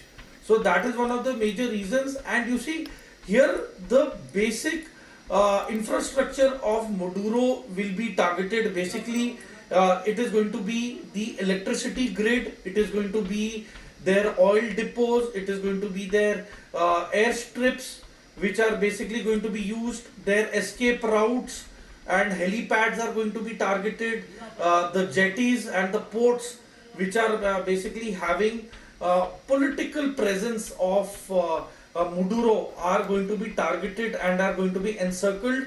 The main motive for Americans is basically to terminate and take out Maduro at all costs, because this is causing Americans a lot of insecurity in South America, and the Chinese presence as well as the Russian presence and domination in Venezuela and the neighboring countries in South America has been irking the Americans. And let me tell you, Rakshita, USA has a very, very ugly history in terms of carrying out planned and covert military coups against all the South American countries and regimes which have not been in favor of US in terms of US trade and being favorable to US. So I think this is one of the most worrying factors for US, and I'm telling you, it is a proxy between the Russians, the Chinese against the Americans, and Venezuela is the testing ground or the laboratory where these weapons and their effectiveness is going to be tested. And basically Venezuela has become a weapon testing ground, and for the Chinese and the Russians to validate their weapon systems against the American weapon systems. And as far as the oil and trade is concerned, America has been putting a lot of sanctions on Venezuela. Americans were never encouraging the Venezuelan government for any talks in terms of trade and negating the sanctions, because ultimately it was the sanctions which was troubling the local people of Venezuela. So it all depends how the leftists or the rightists of Venezuela are in agreement in terms of this war, and whether the leftists will support Maduro till the end, or whether the nationalists, the people of Venezuela, will support openly the Americans to conquer and take over Venezuela, but which is very unlikely. Right. Rakshita. This is what we see, the talks clearly have derailed. Now, when we understand that the Americans have struck the military headquarters, the defense headquarters of Venezuela, what does it really mean? Does it really become even more serious? Does this conflict aggravate even more? I think, Rakshita, this is a open declaration of war, and things will only spiral out of control in case any of the American ships or aircrafts is downed by the Venezuelan forces. And this is a direct targeting the headquarters of the forces of Venezuela is basically a declaration of war. And let me tell you, Rakshita, that these buildings have not been extensively been occupied since September because of the threats which were looming around Venezuela. And it is basically, the battle is going to be fought onto the ground, on the shores and within the cities of Venezuela, wherever the Americans will try to come in. So a lot is at stake, and more than that, Maduro, the Venezuelan military is supporting Maduro as well as the drug cartels. Now, drug cartels are the ones who are going to go in for very bold moves and are going to go into trap and face the American military head on. And they have been weaponized by the Chinese and Russians, and they have the equipment that they need to actually fight this war. So it all comes down to a man-to-man attitude, whether how tough the fight is going to be between the Venezuelans and the Americans, and how the public of Venezuela reacts to these situations. So presently I am very sure that the public of Venezuela is not going to come out into the streets, because vulnerability is a lot from within Venezuela for the people of Venezuela, as well as in case they come out and start celebrating or jubilating, I think they will be the target just like the Americans. So it is now the testing grounds as to how the Americans are going to move in, how they are going to carry out a flawless amphibious operation by landing their military on the shores of Venezuela, and during that process what counter does Venezuela have in terms of its air force.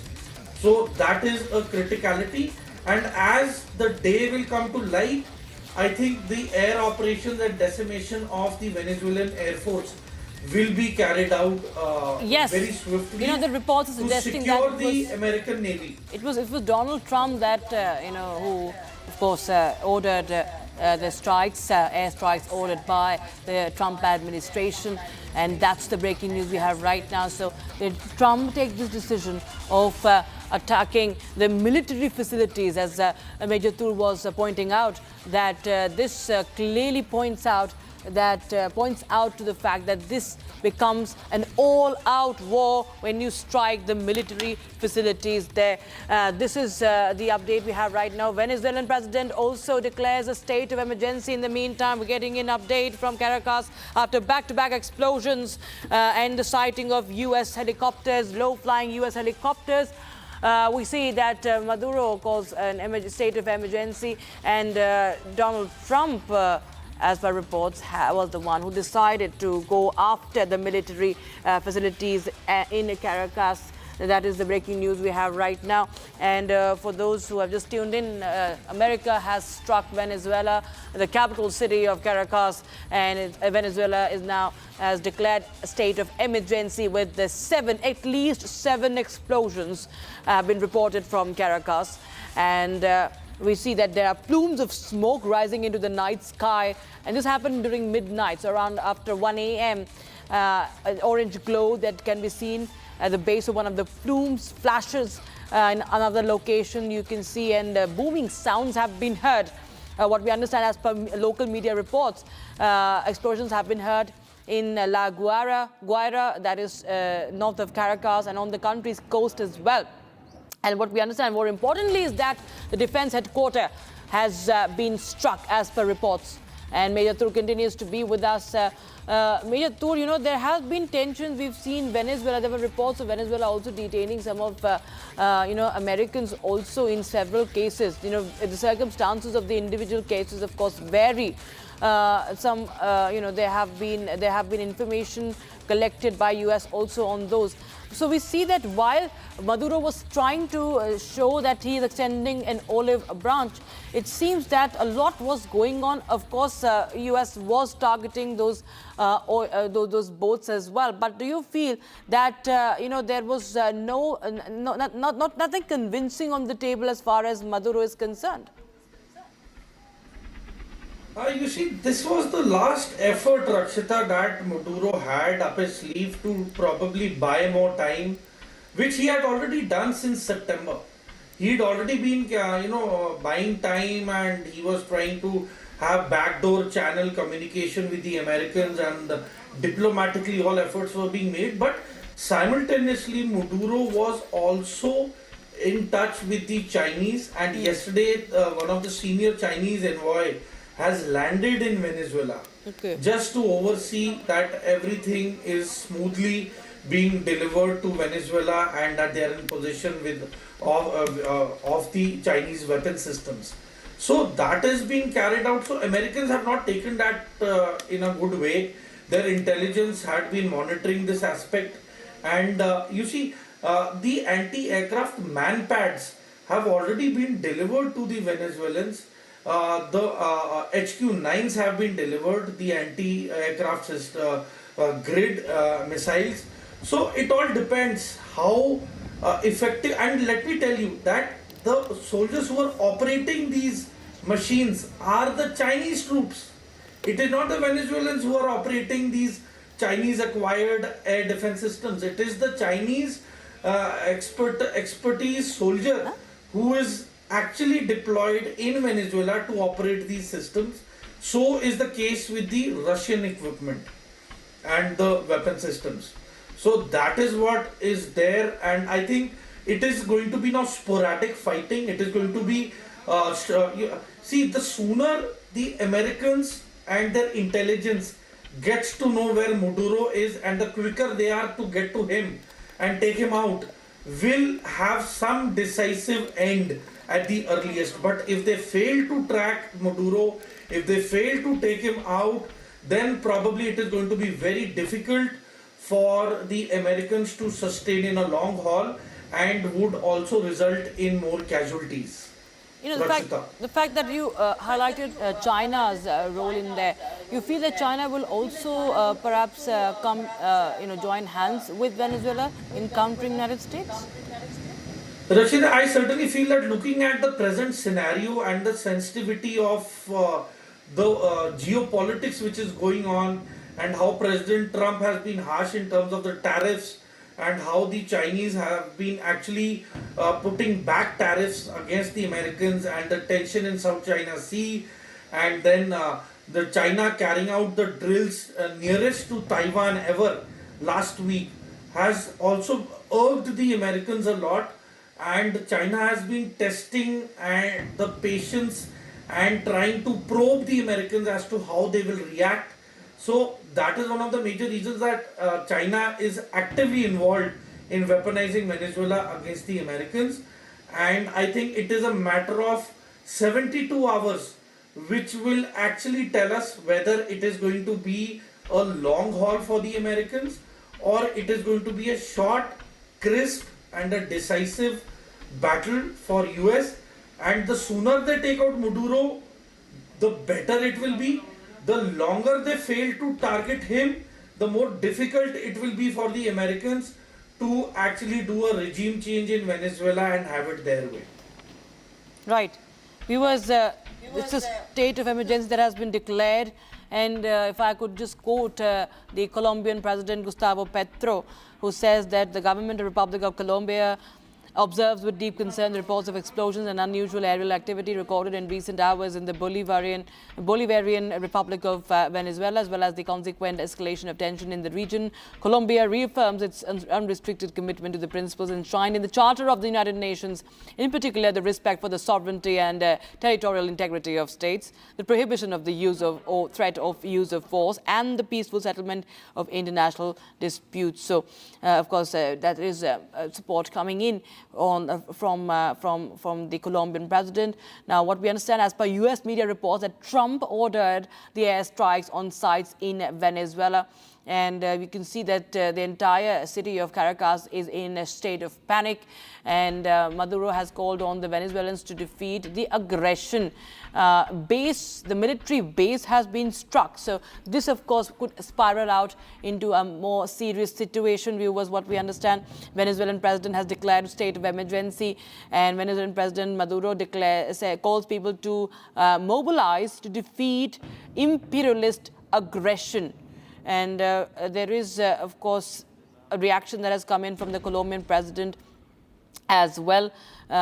Colombia's foreign ministry says it must maintain open diplomatic channels with involved governments and will promote in the relevant multilateral and regional spaces initiatives aimed at the objective verification of the facts and the preservation of peace and regional security. In fact, the important thing is that Trump ordered, US media reports are in fact revealing this, claiming this rather, Major Tur, that it is Trump who has ordered these strikes. And these are the strikes that target the military bases, the defense headquarters, that this is a decision taken by Donald Trump himself. Yes, Rakshita. In fact, he had openly threatened Maduro to give up his position and have proper free and fair elections carried out. But it has not happened, and that is one of the major reasons. You see, Venezuelan oil is what the Americans have been looking for many years, which have been denied by Hugo Chavez. Now it has been denied by Maduro. It has been almost more than 2 decades that Americans have not been able to have any access in Venezuela, and probably the mindset of the Venezuelans have also been the anti-American mindset, because the sanctions that the Americans have been putting on Venezuela through the United Nations has actually been very harsh, has been very unforgiving to the public of Venezuela. And that is one of the major reasons that the leadership of Venezuela does not want to give in to the Americans when they have the Chinese and the Russians by their side, and the Chinese economy as we know it is now much stronger and in a better position compared to the United States. And there has been a lot of push for de-dollarization by the BRICS, by the Chinese.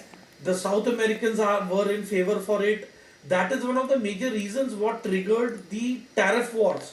It was the BRICS and the initiative of de-dollarization that actually created panic amongst the Americans, and Maduro was one of the front runners in terms of pursuing this movement for de-dollarization against the Americans and looking towards China and Russia rather than the West and the Americans is what led to a problem. And similar problem then occurred when Colombia went against the Americans and there were more sanctions and tariffs put against Colombia. So you see, the South American countries have understood that they will not be dominated or pressed by the Americans anymore. And it started with Venezuela, it has come down to Colombia, and probably more South American countries would be looking towards China in case Venezuela has an upper hand in terms of countering the Americans in this war. Absolutely, Major. In fact, this will be having an impact on the oil economy as well. It will have an impact on the global economy also, given the fact that this situation is now getting even more aggravated. Major Turmani, thanks for joining us. We will slip into a short break, viewers, but we will continue to get you every update from across the seas. What's happening in Venezuela as the United States attacks the capital city of Caracas. Multiple explosions. Reports suggest that it was Trump who ordered these strikes on the defense headquarters of Venezuela. Situation escalating. We'll be right back with more. दादी के हाथों का जादू और खुशबू से महकता घर, माँ की मुस्कुराहट और खाने की सुगंध। MDH गरम मसाला, क्योंकि हर रिश्ता है स्वाद से जुड़ा। केसरिया से मन जोगी हुआ रे, दिल झूमे देखो मतवारा हुआ रे। केसरिया से मन जोगी हुआ। हर पल मनाओ केसरी त्योहार। विमल, बोलो जुबान केसरी।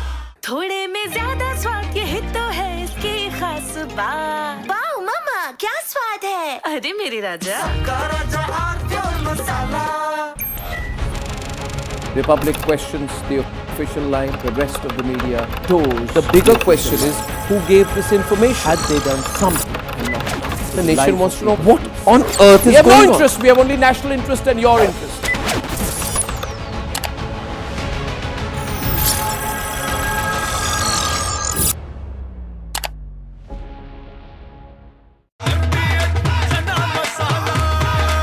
अब छोलिया हो या लोबिया, सफेद चने या काले चने, सब कुछ मजेदार बने।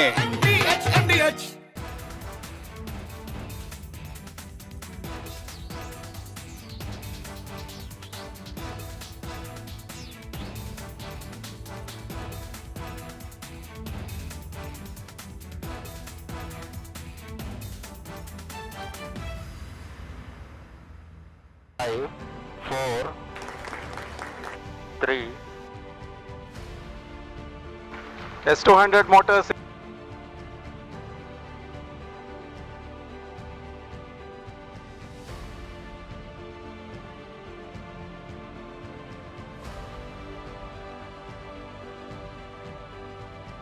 Plus 20 seconds.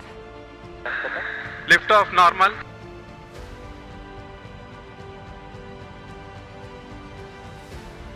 L40 stages are ignited. Plus 5 seconds. Plus 20 seconds. First stage performance normal.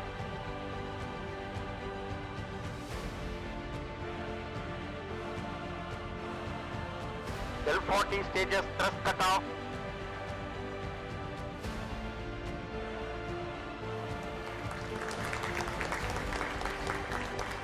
Plus 5 seconds. Auto tracking. PT driver tracking. PSLV 661 का सफलतापूर्ण उत्थापन प्रथम प्रमोचन मंच से अपने उद्दिष्ट कक्षा की ओर अपना सफर First जारी stage कर चुका है। performance normal. There's a magnificent. This week on Get Me Right, would 2026 be the year that China takes over Taiwan if need be militarily? Xi Jinping made it look like his New Year resolution in his national address. Also, the debate on whether Mumbai needs a Muslim mayor or a Hindu mayor, or just a first citizen who delivers on good governance. And when we are on civic mess, who is responsible for the criminal negligence that has led to loss of life in Indore due to contaminated water? And the last one, has the BJP finally become the third force in Kerala politics as the party gets its first mayor in Thiruvananthapuram?